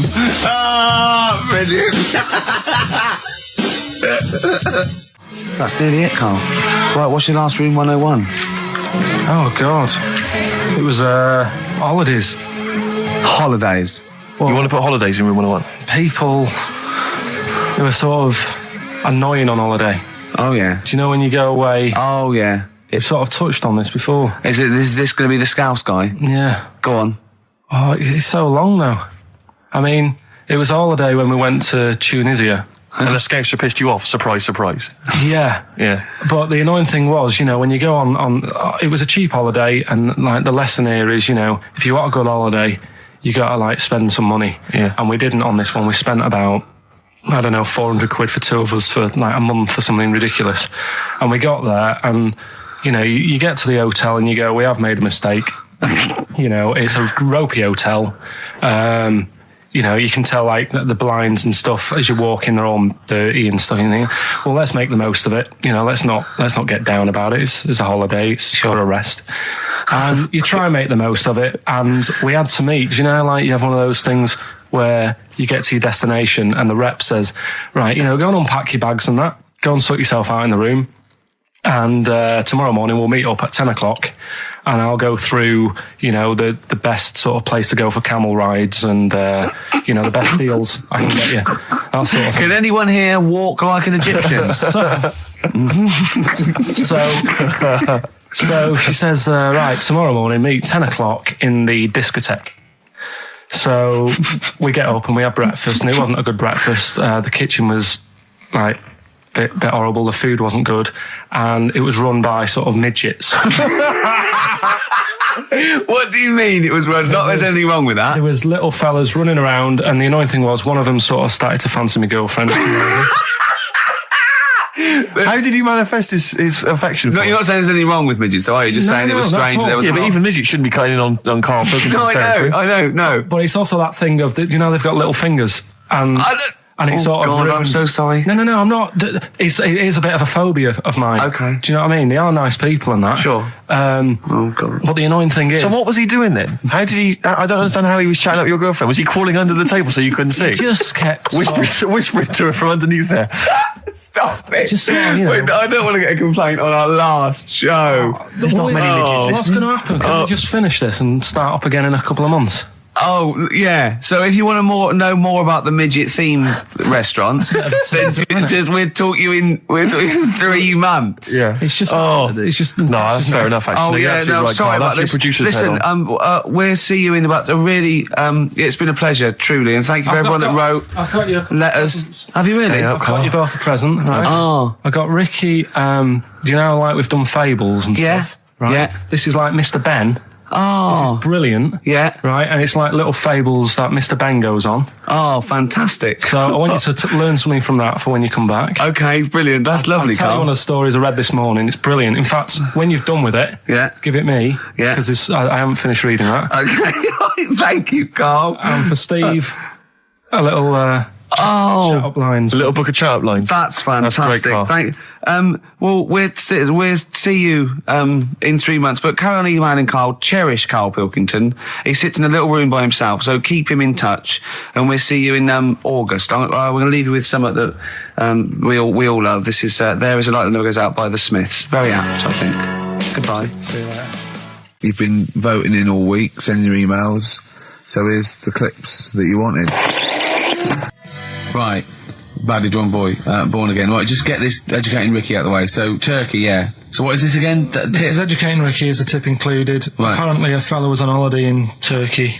Just having a normal holiday. Weather's good. You know, he's having a good time. Weight is all normal height. Yeah. He's having his meal. He hears a load of screaming going on in the kitchen. No. Has his girlfriend wandered in there? And they do... With a step ladder. the circumcised people in the kitchen, and apparently... What are you talking about? Whoa. Slow down. We were sidetracked there for a minute. What are you talking about? I'm excited about two things at once here. One, they circumcised people in the kitchen. Two, I guessed it was someone losing the end of their knob. He did, yeah. I started thinking like Karl Pilkington. Extraordinary. That is amazing. Apparently it was going on. It wasn't just a one-off either. Well, when I say a one-off, I mean they did it more than once. Yeah. Right? And there was... He was there for a week, and apparently the first night it was quiet, and then the rest of the week, every day, he'd be like having his breakfast, or even his lunch, or even his tea. Yeah. He'd be doing it all day. Oh. You'd be hearing lunch screams. and breakfast, fair enough, really. Yeah, circumcision at tea time. Don't do that. And apparently it's a tradition over there. You can't even make a complaint about it. It's like, well, you should have found out before you come over. See, I can't believe this is Sorry, true. I'm a little bit lost. He was in a restaurant, in a hotel, and there were people having circumcisions in the kitchen. Yeah. Is that right? I'm even worried that we're bordering on the racist here, suggesting that is tradition, that Turkish people cut the end of their cocks off in the kitchen. Yeah. At meal times. I think you're wrong, Karl. This just sounds ludicrous, Karl. No, I don't think it happens everywhere. Right. I think this just in this hotel. Certain places. Certain hotels. Certain hotels. What is it like 2-star? Yeah. Why did he go to the Foreskin Inn? It was his own fault, wasn't it? So that's... Sorry, that's it, is it? Have they closed? No, wait. That's the story. You educated me, right? Once a fella saw some Turkish people cutting the tip of their knob off in the kitchen. Thanks very much. Thanks very much, Karl. Got any more? Well, there's things you can learn from it. Either don't go to Turkey. No! Don't have calamari when you're over there.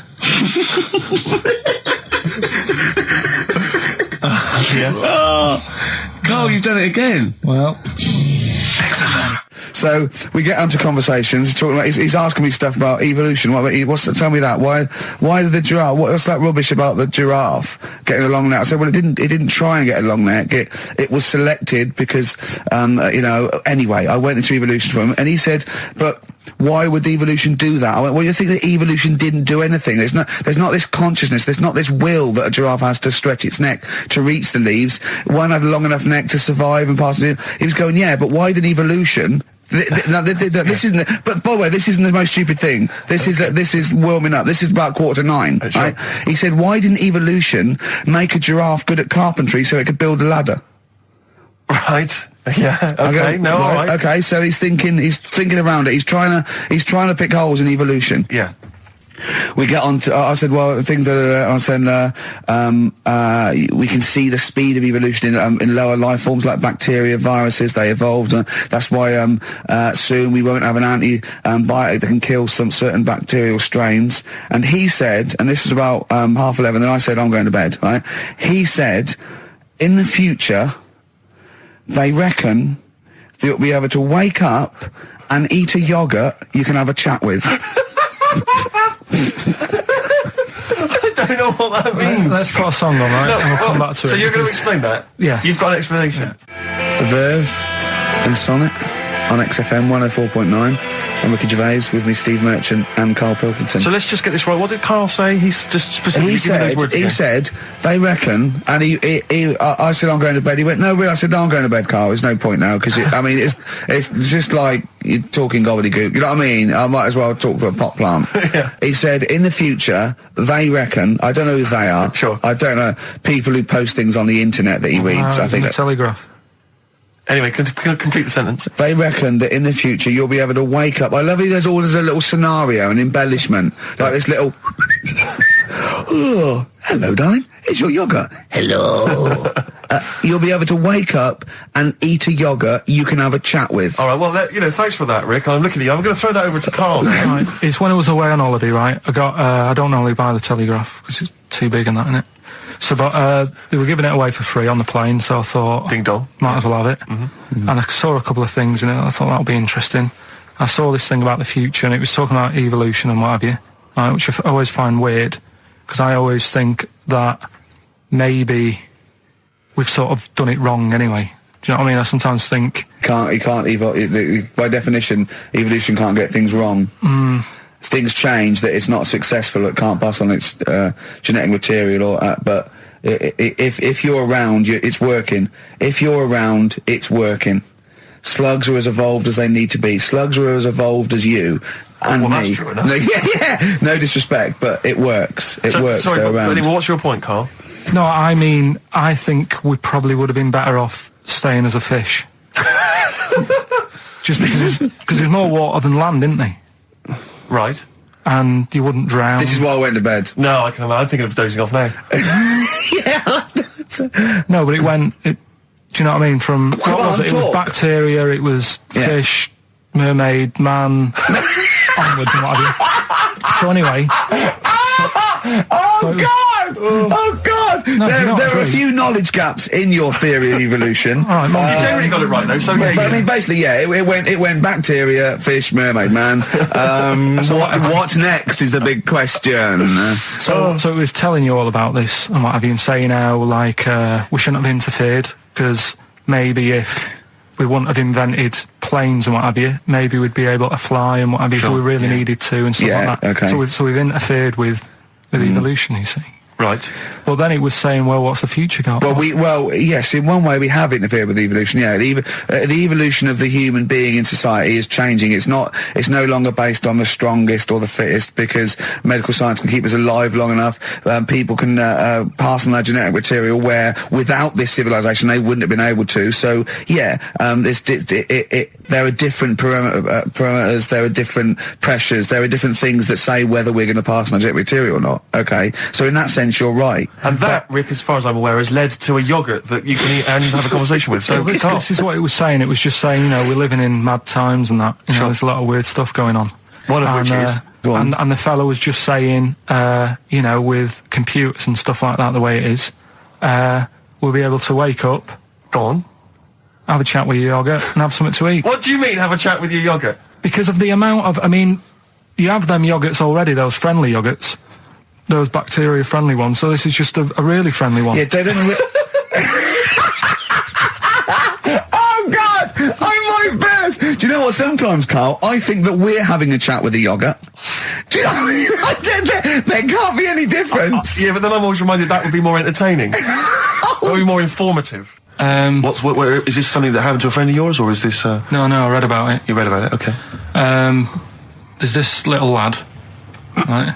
Okay. First of all, it's years ago, right? When they didn't have decent doctors in like every town and that. Yeah.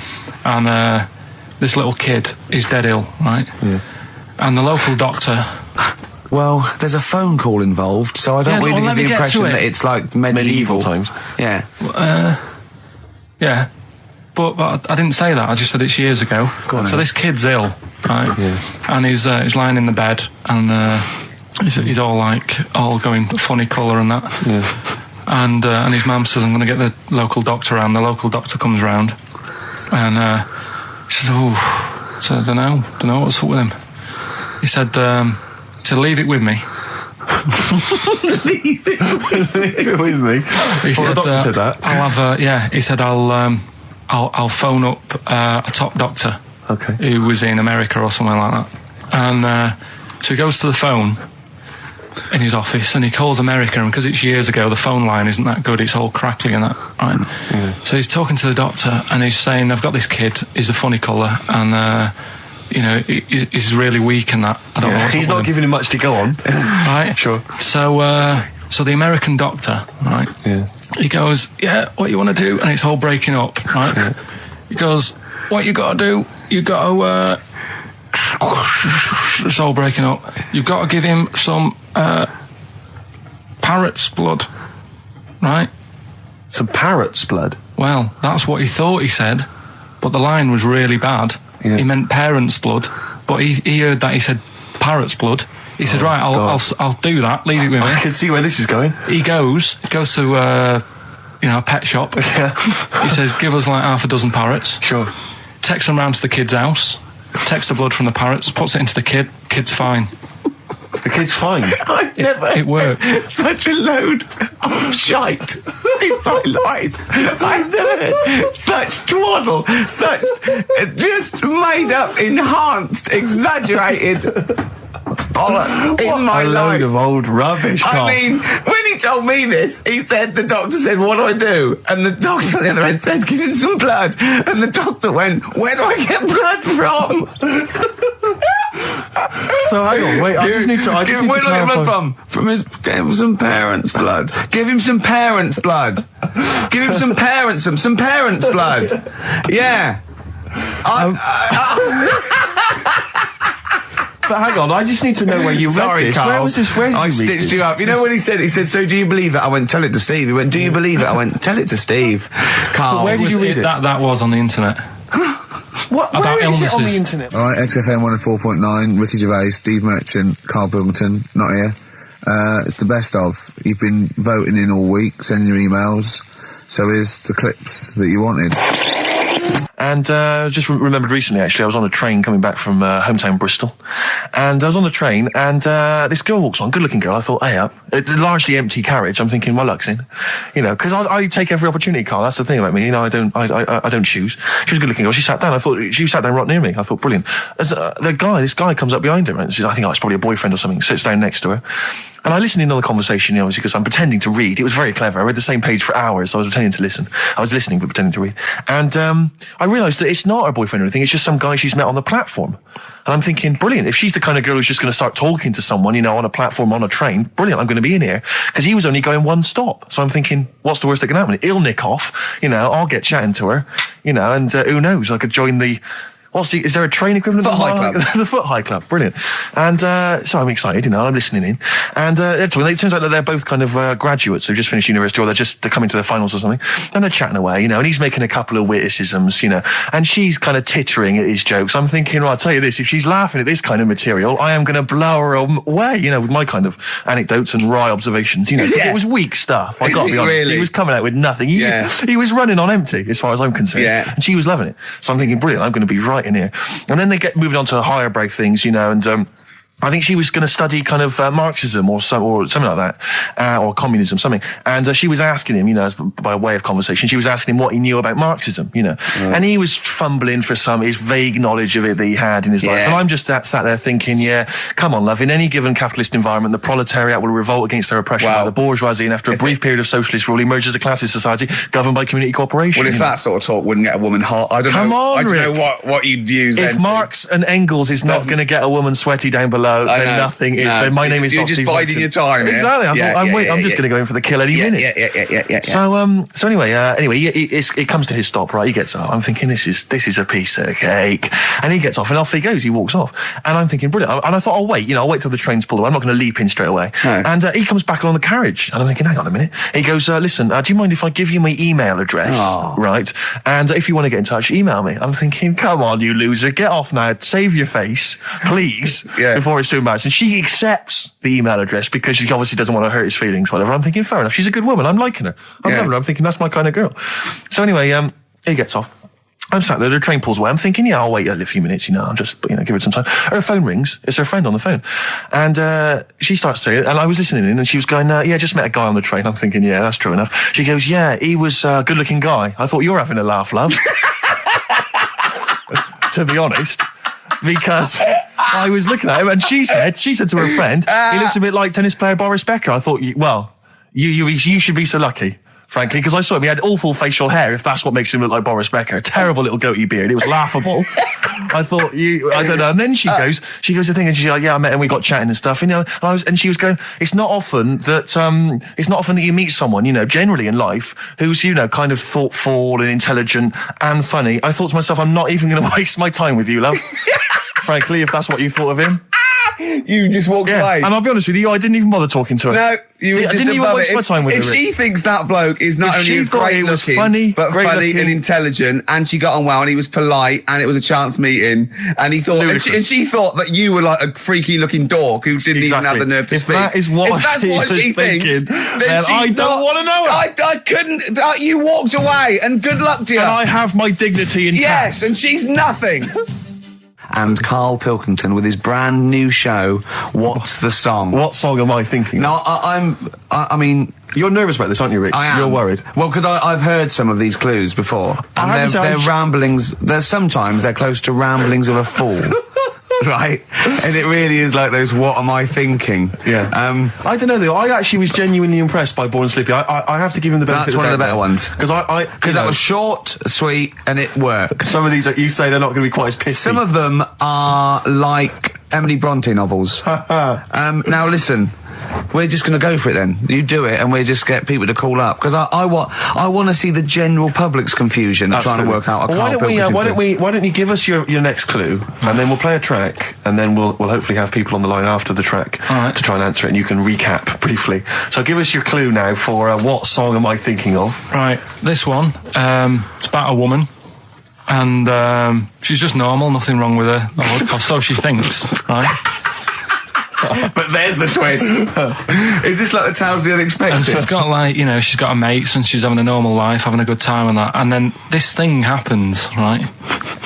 And she starts to stink. And she can't have a bath, right?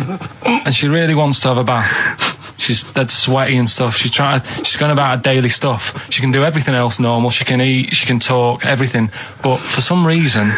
she can't have a bath. Is there a coal mining husband in the bath? Yeah. Is this Born Stinky? She can't have a bath. So a woman can't have a bath. Yeah. Or a shower. She can't. Okay, leave it there, Rick. Don't try and guess. It's not for us to guess. The general public can phone up and ask questions. So I just I'm go not sure for they it. can they? I think so. Otherwise, we don't want just people just phoning up and I'll tell you getting what, it. what about this? Why don't they can ask one question? Yeah. They can ask one question of Karl, then they have to make a guess. Okay. 08700 800 1234. Have we got someone on the line now? We'll just go. Let's do it. Let's go for one. Let's go for one. This is edgy radio. This is letting Karl stuff. live. Go on. Hello, XFM. Hello, I'm ringing about what's the song? Absolutely. What do you think? Well, I'm going for Dirty Diana. Dirty Diana. See, that works. That's a great guess. It does. Yeah, but it doesn't work because why can't she have a bath? Okay, so the answer is in I was there. going to ask you. Well, that's your one question. That'd be the answer. That would be the answer, I'm afraid. What was your name? Shelley. Shelley, thanks very much. Shelley, I should tell you that, that you should never take this personally because no one can really get into the mind of Karl. So don't beat yourself up about this. I don't expect anyone to get these clues. No. So well done. That is a fine guess. Thank you. Thank you. Okay. Anyone else there? Let's hello, XFM. Who's that on the line? It's Chris. Hello, Chris. A question for Karl? Before you give us your guess? I haven't thought of a really good question or anything yet. You just want to go for the guess? No, what I thought was, I'm sure Simon Mayo used to do this when he did the breakfast show on Radio 1 years ago. No, he didn't. So you've just pinched this idea, Karl? If you're going to rip someone off, Karl, do not rip off Simon Mayo. I haven't ripped this off. I thought this was a new idea. I was going to do it with sound effects instead, but that's... he used to do that, and he used to get his team to play other characters. You idiot. Well, no, hang on. Not you, Chris. I'm saying you idiot to Karl. Yeah, but nothing's new anyway, is it? So I'm not getting annoyed about it. True. What do you think the answer is? Is it Cornflake Girl by Tori Amos? Good answer. She couldn't have a bath because she'd go all floppy and then go down the plug hole. Good answer. She'd go all soggy. Yeah. So is it Cornflake Girl? No, it's not, but that's a great answer. It could have been. All right. Okay. You're already seeing the error of this, aren't you? I think this is great radio. I'm really hooked on this. I'm genuinely excited. This is really like that. Those so-called lateral thinkers. A man got into a field and dies. Why? Yeah. He ran out of air. No, not the one I'm thinking of. He was shot. No. Yeah, that was a good answer. Well, couldn't Simon Mayo sue you or something for doing it? Will you stop? Don't mention that. Yeah. Listen, I think if you're going to steal ideas from someone, it should be a brain box like Mayo. I mean, he's the man. The only example of one I can ever remember here on his show, because I was quite young then, was some people were pretending to tap someone's phone or something, and then they got caught, and the answer was just bugging by whistle because they were genius. That was absolute genius. That's absolute genius. See, Karl, that's the sort of standard you've got to come up against. Yeah. Thanks very much, Chris. The phone lines are hot. Hello, XFM. Hi, is it Candy Perfume Girl? Is it what? Candy Perfume Girl. Candy Perfume Girl? Yeah. Candy Perfume Girl. Is it? Well, who's that by? Madonna. No, that sounds like an obscure album track. No, it's one of her songs. Just think about it. She stinks and everything. She's a normal life.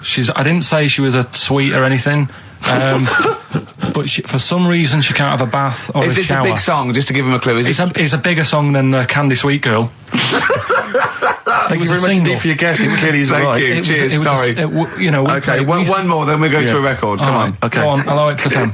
Karl. Yeah. Is it High and Dry by Radiohead? High and dry. High and dry. Now that's great. She smells, which is another word for high. She's dry because she doesn't have a shower. Karl, if it isn't that, yours will never be as good as that. He's the winner. Whatever you're thinking of, that clue is brilliant. What's your name, mate? It's Richie. Richard, I mean, you can't beat that. That's a bit too lateral. Don't be stupid. It's perfect. He's made yours into a clever clue. He's made high, she smells, dry, she never gets in the bath or shower. It's not that, is it, Karl? No, it's you not. don't even get that, do you? Not really. Have you ever heard of the word high being used to mean sort of smelly? No. No. Oh, what? That was where you went wrong there, mate. Richard, I'm declaring you the winner, even though that isn't the answer. I don't think we should give up this early. Can we just let's play a song and give it one more chance? Because if people think about it, it is really easy. So I'm not going to find out the answer now because I've got to go out. Okay, we'll do it very quickly. Stay in for 10 minutes. We're just going to play a new Coldplay track out. Okay, let's play Coldplay and then we'll come back with this. Karl, it was you that worked out the maths and worked out I was 28 because they just worked out I'm 27. You are 27. No way. Yeah, I asked you, didn't I? And I said... But what I sort of questioned was, I said, well, if you're 27 today, that means last week you were 26. Well done, yeah. That's irrelevant. So therefore you assumed that I must be 28 then? Yeah. Whereas I assumed you were using, your knowledge of maths, such as it is. I wouldn't do that. No, sure. Wow. I actually got lost in that conversation because I genuinely didn't know what he meant would mean last week you were 26. I don't know what that meant. I don't know what it meant. Wow. Well, it is Steve's birthday. But he would have been 26 last week. Sometimes you genuinely frighten me because it's those staring eyes. There's nothing behind him. It's this little bald head. Looks like Davros looking at me. Genuine fear on his face when he enters into a conversation with another human being. What bit don't you understand? If he's 27 today, he would have been 26 last week, and he doesn't look 26. He didn't look 26 last week. He looks older than 28 today. You've started on his birthday. You're still having a go at him. Carl, I don't look like the kind of hot stud that I actually am, but face facts, that's the truth, mate. Yeah, live with it. Get with the programme, jeez. Well, let's have a little bit of cake. Okay, that's appropriate. See the what I did? birthday. But you mean the band, don't you? Not the cake. You haven't actually bought a cake, have you? Got anything at all? Black Rebel Motorcycle Club, spread your love. It's time to give Karl... You're actually nervous, aren't you? I'm a little bit nervous.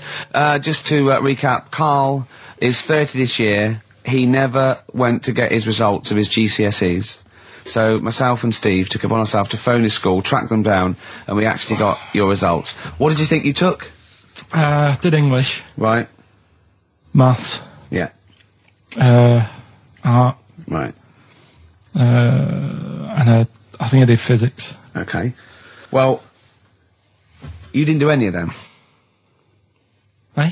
You didn't do any of them. You didn't register. You registered for one exam and took one exam and got results for one exam. So I don't know what you thought you were turning up to, or you weren't registered, or you didn't. You're familiar with the notion of registering for an exam. You have to kind of officially register in order to be eligible. What do you mean, register? I turned up for a couple. Yeah, you can't just show up. You have to register for them. You have to pay this because it costs the school money, so they have had to have paid for you if they thought you were going to pass. You can't just turn up on the day and ask for some paper at the front. I never got a letter telling me that. Well, that's because you were never at school. But you did somehow register or registered for one exam. You registered for history. It's a topic that you've always been interested in. I was saying to Ricky before, World War II, I loved it. Not the actual event. No, the study of it. All the stuff like about the Anderson shelters and stuff like that. Yeah. And the bombs and that. Mm-hmm. And then when I took it, it had nothing to do with that. It was more about the Tudors. So the Second World War didn't come up. You mean there were no questions about the Anderson shelters? Nothing. That's devastating. So what are you expecting the result to be? Is that seriously? Is that it? Yeah, it's the only one you took and registered. As far as the school is concerned, or certainly in it's the only one that counts. us. It's the only result. It's the only one that counts. Yeah, you've got. I don't. Did you register for yours? Yeah. Yes. I have. Yeah, I've got certificates and everything. So what? Do you do that before the exam? Do you have to go somewhere and sign something, or? Yeah, you don't check your results and then decide if you want to register. It's not like Millionaire when you look at the question and go, I think I'll take the money. Yeah. You go. No. But anyway, you must have registered for one, or maybe your teacher put it in. Put you in for Well, I didn't do it. They must have been confident. They must have been confident. They must have thought your best bet was history. Right. So, what did they get? You got an E, which I think, technically, is a pass. E. It's a bad pass, but there's F. You're not going to be doing a PhD. You can get an F, right, which is fail, and then a U, which is ungraded. Now, I don't know why the U exists, because F means you failed. U is like them going, you not only failed, but you wasted my time. So we're annoyed that you took this exam. So you thought they'd register me to get an E? Well, they didn't. I think they were hoping. It was rather like you with the lottery. They were hoping for something better than You nothing. see, I assume that the man who registered for that thought he can scrape an E if Anderson shouters come up. Yeah. Well, that's it. You've got... Now, what I'd like to do, Karl, is... I've started your re-education. You've read a book on Rasputin. I'll be asking you a few questions about that later. I've got another book for you to read next week. Next week, I'm not in the mood. What? Not in the mood. Oh, come on. Look, what's that? What does that say? It's that fella. It's the picture of the bloke that he used to use for Citizen Smith. Yeah? Che Guevara. Yeah. Yeah. He was quite happy, I think, when he found out that Robert Lindsay was involved He went, yeah, of course you can. No worries, yeah. What are your feelings, Carl? What do you think? Are you depressed? I'm just a bit annoyed because I'm sure I turned up for more, so it just wasted me time. Listen, they don't matter. I'm sure you're doing very well. You know, you can educate yourself. GCSEs are merely a step on the ladder to help you, not just for education, but, you know, they're more vocational than anything else. You're doing very well, and you're reading books. Don't worry about it. But can I suggest something? But if you want, I'll pay for you to take history again. Carl, we'd love to see you get a C or above. And well, we're willing I'll pay for you, and I'll get you some books. Right, now listen. We can, let's get, I reckon, when are the exams? June? Something like that, yeah. We'll try and register next week, and I reckon you can get an A or B. I'm busy. In history. No, don't worry about it, it's just easy. I get you Brody's notes. If Heat magazine, they love you, Carl. They could probably sort something out. They could probably pay for a tutor. They got a lot of money, they sell a lot of magazines. I mean, it is almost always, and you found that out, I discovered this, it's always the Tudors and Stuarts. There's no fear for them not coming up. Now, what do you already know about them? You must already know stuff about Henry VIII and Elizabeth. No, because it's too long ago to even get interested in. Do you know what I mean? You can't. Is that why you didn't? To it. Okay. The Anderson thing, it was like, God, you know, I bet my mum and dad were in an Anderson shelter. You know, this is interesting. What, when they... Oh, my granddad would have, like, had something to do with this. But the Tudors, it's like, I don't know even if I had a family back then. God. Play a record! As you know, I lent Karl, part of his education is historical education. I lent Karl, Gladiator, the movie, on DVD, which he watched on his PlayStation 2. And, Rasputin. Do you know last week when you gave me this, did you know my result for history? No. That's weird, isn't it? Yep.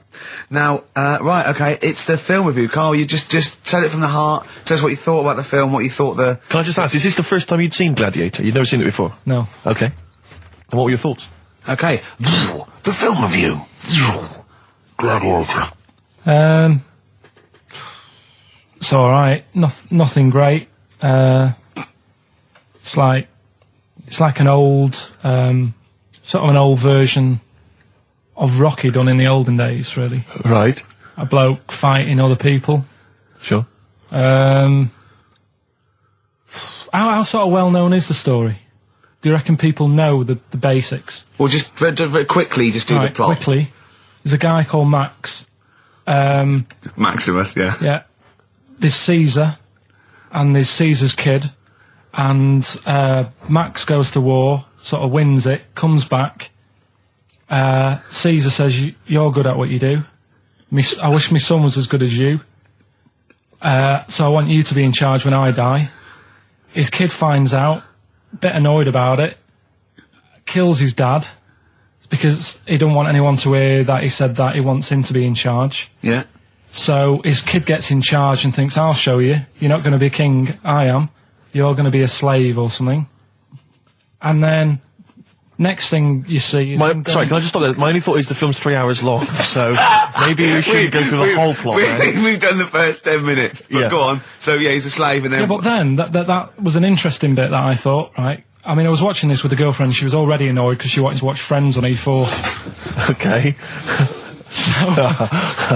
Yeah. It was a good episode as well this week. Was it? Yeah. Don't tell her that. Okay. Right, so she was annoyed and she said, come on then, put it on.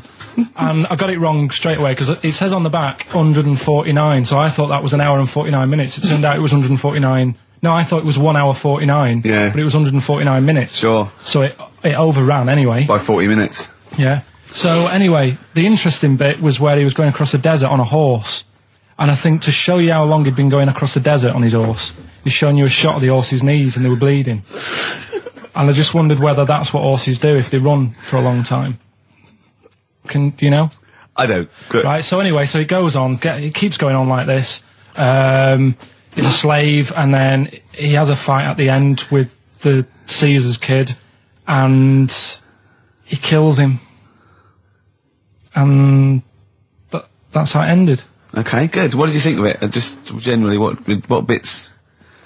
what do you think was wrong with it? Right, well, I've read up on it, and there's already a fact that is wrong. Right. Caesar's kid, he didn't actually kill his dad. His dad died of a natural death. Right, in real life, you mean? Yeah. Okay. And what's Caesar's kid's name? Comedian or something? I think it's comedian. Yeah. Yeah. That's where the name comes from. When a funny person is called a comedian. He didn't actually get killed in real life by Max. No. He died by his sister poisoning him, and he didn't die. No. Are you saying that this is not a historical document? It's wrong. All over the place. Yeah. Well, next week I'm giving you Braveheart, and that is actually true. That is factually accurate. I can't handle it. It is. It was a little Australian fella that helped him out. Just for people who watched it, they know that the guy, Caesar's kid. Yeah. He died.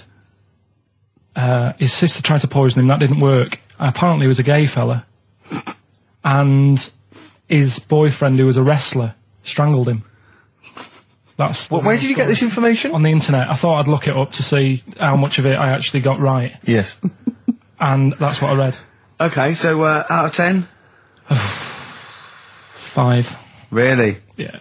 Okay. It's no good. I wouldn't get it out. And it's annoying the way it says, like, this film's got to be seen at the cinema, because I saw it at home, and I don't think I missed out on anything.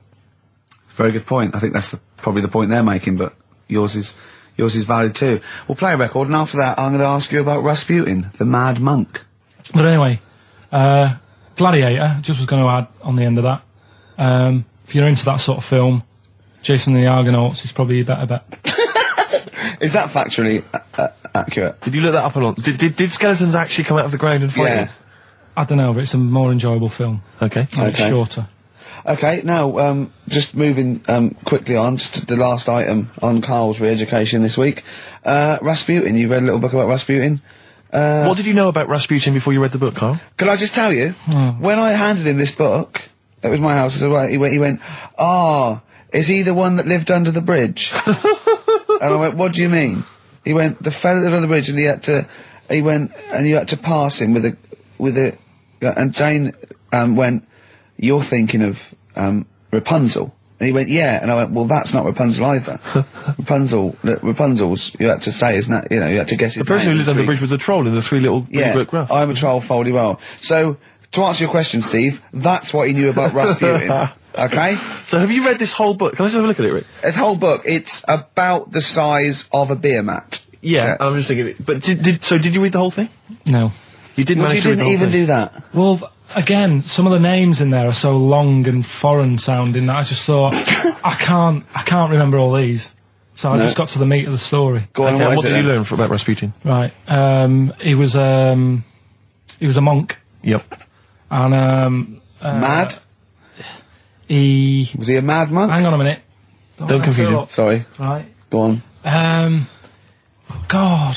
You see, this is what happened in the exams. Right, it was... Oh, don't do that when I'm drinking, Karl, please, mate. He loved his women. That's how the story started off. He had really nice... story started off? Yeah. He had really nice eyes, and that's what everyone fell for, especially the women. Yeah. Anyway, the people back then thought he had special powers because he could hypnotise people or something. Oh, yeah. And it was about a little lad who had some sort of blood clot on his leg.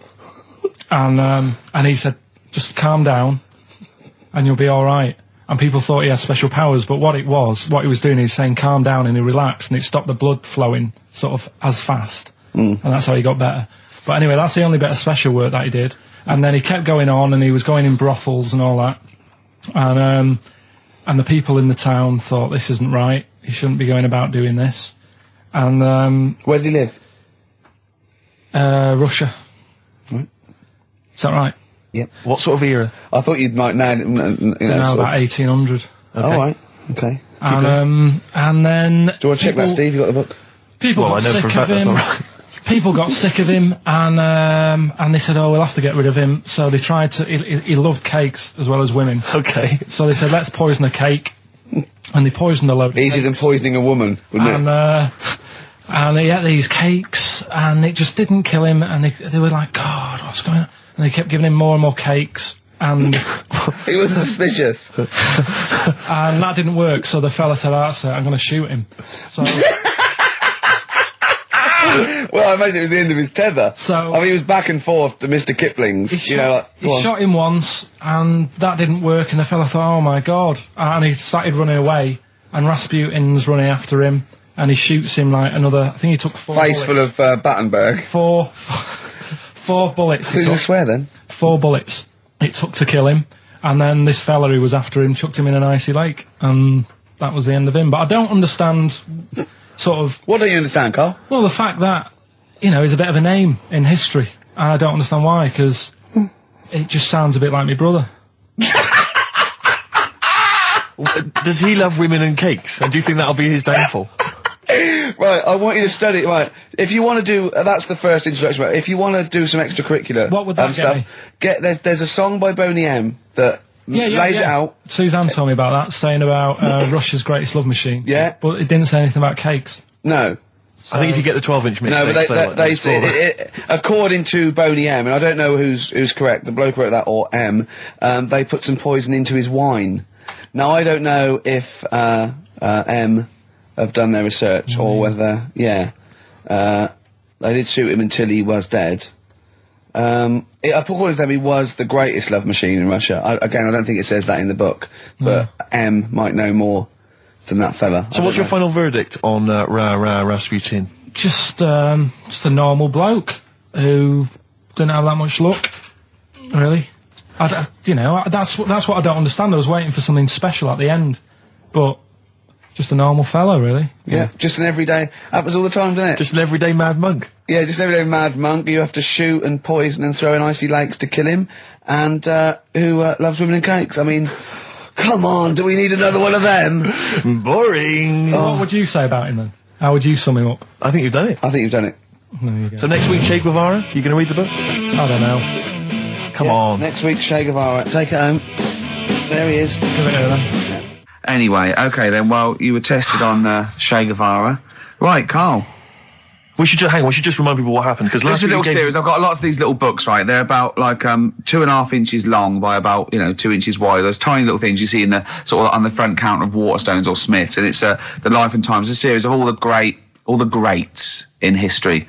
Last week you read about Rasputin. He wasn't impressed. No. This week... This book's a little bit thicker than the Rasputin one. No, it's the same, I think. Was it? Maybe the writing's bigger writing or something. But okay, Che Guevara. Who was Che Guevara? Just now, you learnt to pronounce it, right? And how do you remember? You told me the week how you remembered what his name was. Che is like shake, and his surname is like guitar. Right. Guevara. Okay. But anyway, right. Tell us what you know, and we'll ask. Right. First of all, his name isn't really Che. Right.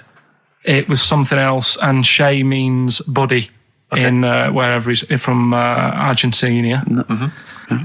Right, that's right, isn't it? Yeah. Yep. Right. So anyway, he was born, and he was. By the way, Carl's not reading this from a book now. This is all out of his own head. This is not pre-planned notes. No, this is. I mean, I know it sounds written, but he's just. Yeah. Right. Here we go. Go on. He was born. He had bad asthma as a kid, right? Which I thought was quite interesting because they didn't have cars and that back then, and that's what they're blaming asthma on these days. The bad build-up of traffic and that. Well, they did have cars, Karl. Not as many as they have now. Okay. So that was something I picked up early in the story. He had asthma. Yeah. His dad was into he wasn't a politician or anything, but he was. They were into the politics. Sure. So he sort of grew up around a family who was into watching the news and that and keeping up to date on what's going on in the world. So that sort of rubbed off on him. He went to school. He was doing stuff on medicine. Yeah. Yeah, he wanted to be a doctor, or he thought he did. Yeah. Anyway, he learned really quick. He did 6 months work in about 3 months. So he could have some time off school or something. Right. So he took that time off and went to travel South America with his mate on a motorbike. Yeah. Yeah. And he saw all this bad going on in the world, and he thought, oh, this is bad, this. Yeah. I could do something here. I could change this, make it a nicer place to live. So he said, what I'm going to do is join a gang that sort of is against the like the government. Yeah. Right. Right. Am I right so far? Yeah. You're doing very well. Right, and the woman who he met, who was like running this gang, is a woman called Hilda, who he later married. All right. And Hilda introduced him to Castro, right, who was like the head cheese of the gang, right, who wanted to change things. Okay. And so she said, like, this is I think his real name was Engelbert or something like that. Ernesto. What? Ernesto. She said, this is Ernesto. He does medicine. Should have him in our sort of army. Yeah. So when there's injuries and that, he can make people better. Yeah. So he said, yeah, all right then. So he joined the gang and they went like went to sort of. I'm chopping it down a bit. No, sure. You're condensing it. It's not in real time. No. So anyway, so they go. It feels like it. You see, this is why I just wanted you to ask me questions. Well, listen, let's cut to the chase then. So, obviously, he made his name as part of the Cuban Revolution. Yeah. Do you know what date that was? About. No, I don't. Okay, and obviously, so he was a big involvement in that. Yeah. In which country was he caught? He was caught in Bolivia. Yeah. How did he die?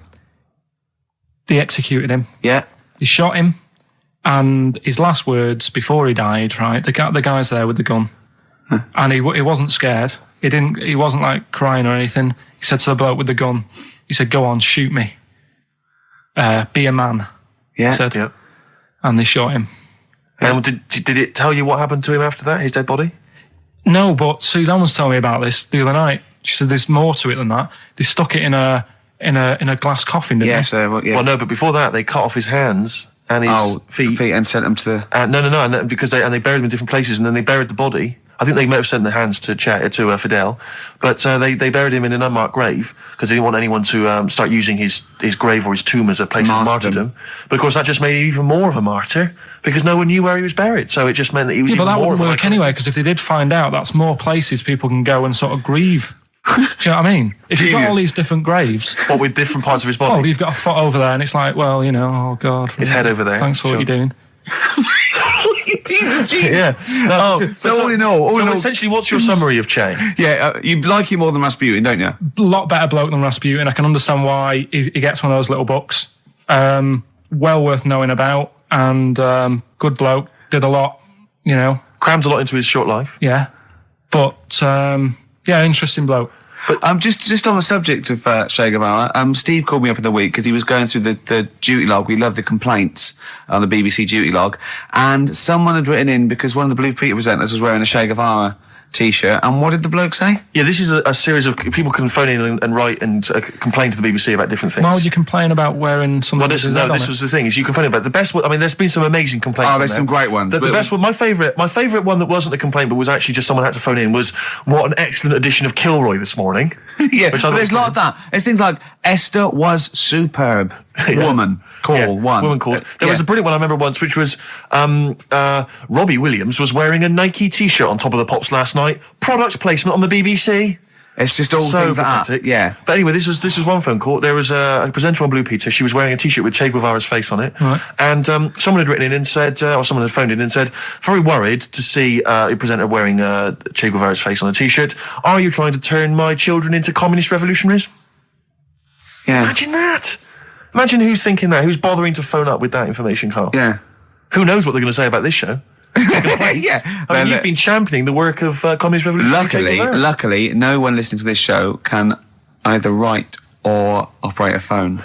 So I think we're pretty safe. So thumbs up for Che Guevara. Yeah. Well done to Karl there. Yeah, no, I thought it was I did brilliant. all right, didn't I? But the thing is, Karl, you keep saying to us you don't understand why history is interesting, and yet you're clearly interested by that. You remembered that Karl, information.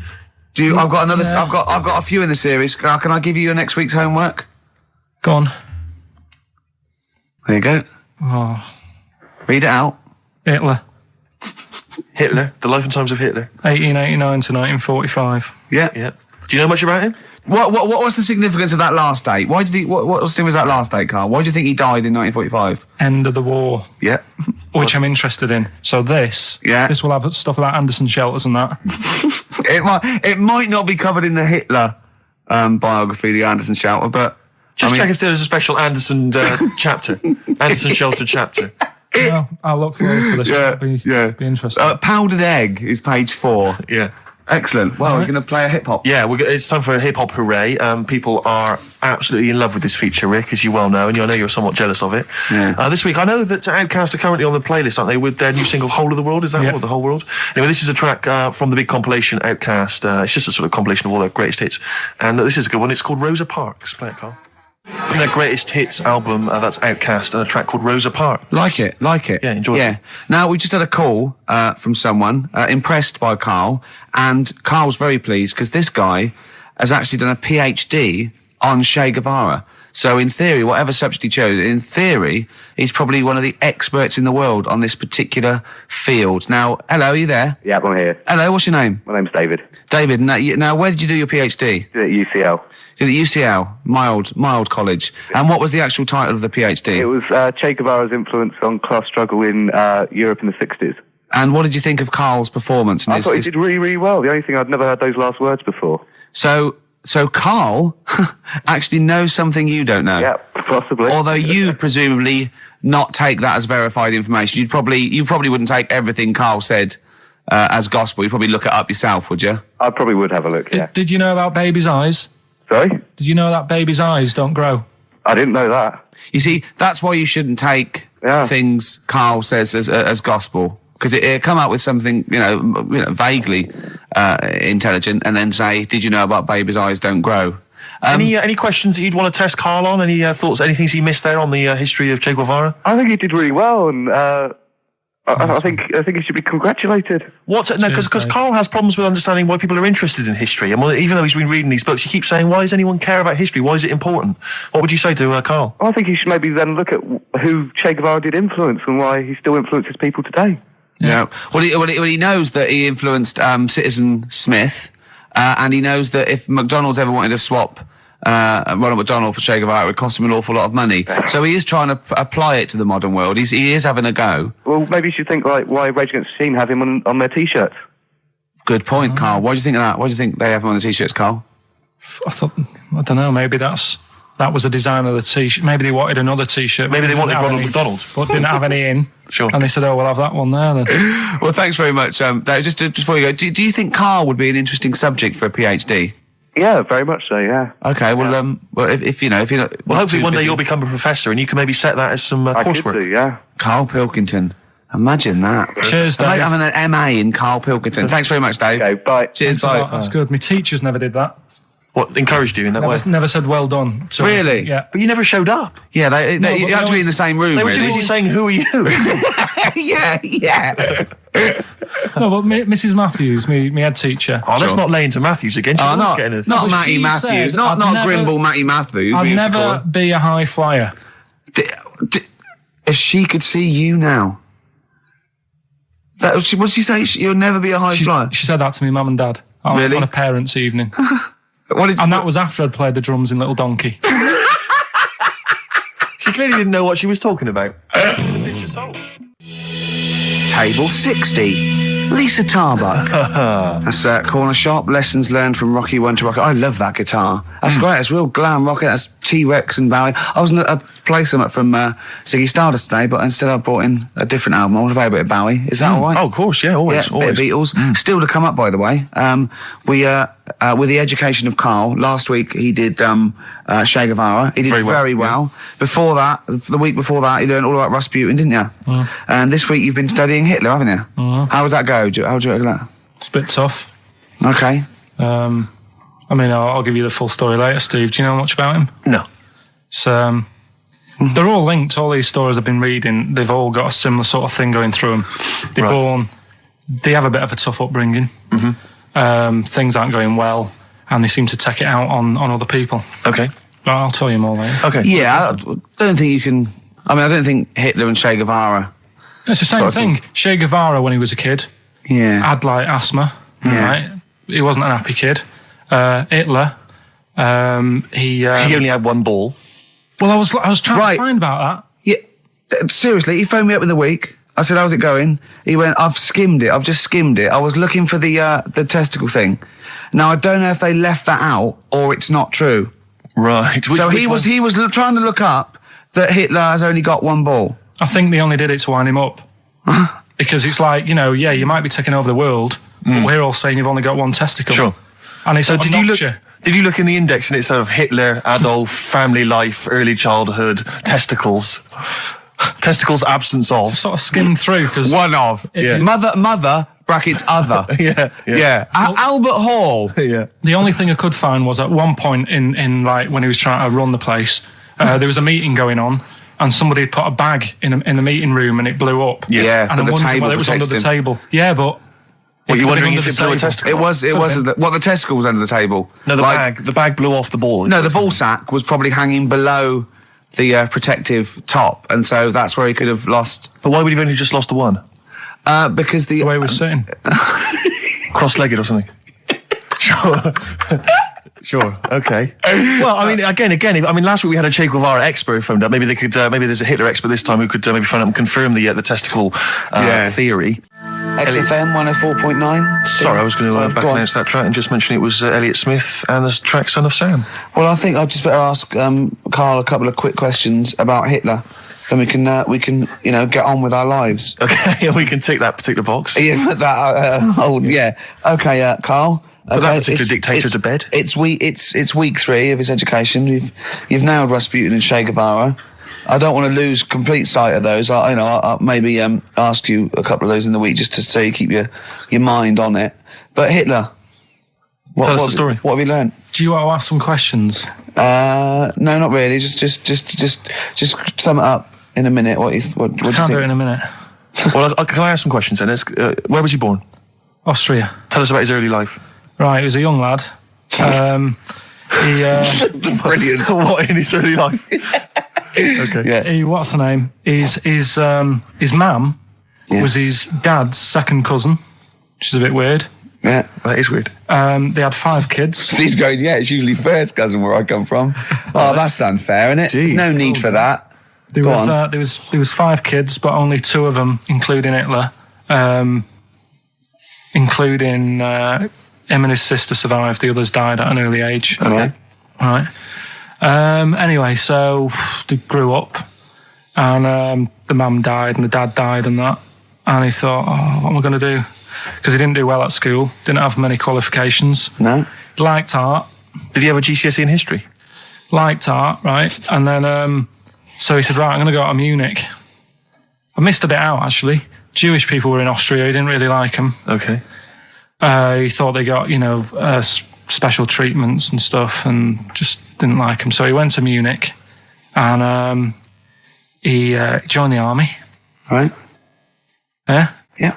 And he was in the army and he got injured. Right. So he went to hospital, and whilst he was in hospital, the World War I ended, and he was like, oh, God, I want to... I was enjoying that. Yeah, so... Don't, because you're breaking the concentration. Yeah, sorry. I'm not even sure I want to join in on this one, just in case. Okay. Right, go on.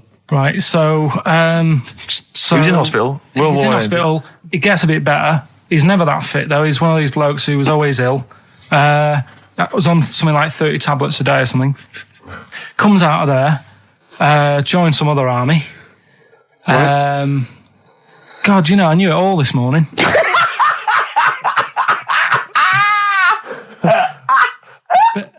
I can see it running to ground. I just see his face going, I'm not nailing the fact, am I? And joined another army, and he was listen, let's try and help you. So here's a good bit. I remember this bit. He thought that war to men, right, was like childbirth is to women. That's how important he thought he was. All right. Right. So it's like, you fight for 9 months, and at the end of it, you own something, right? Yeah. So, he goes on and all that. He's in Berlin. Yeah. And he's fighting his way through, trying to take over countries and that. And he does he do Berlin? Does he? Sorry, wait a minute. Is he Chancellor yet?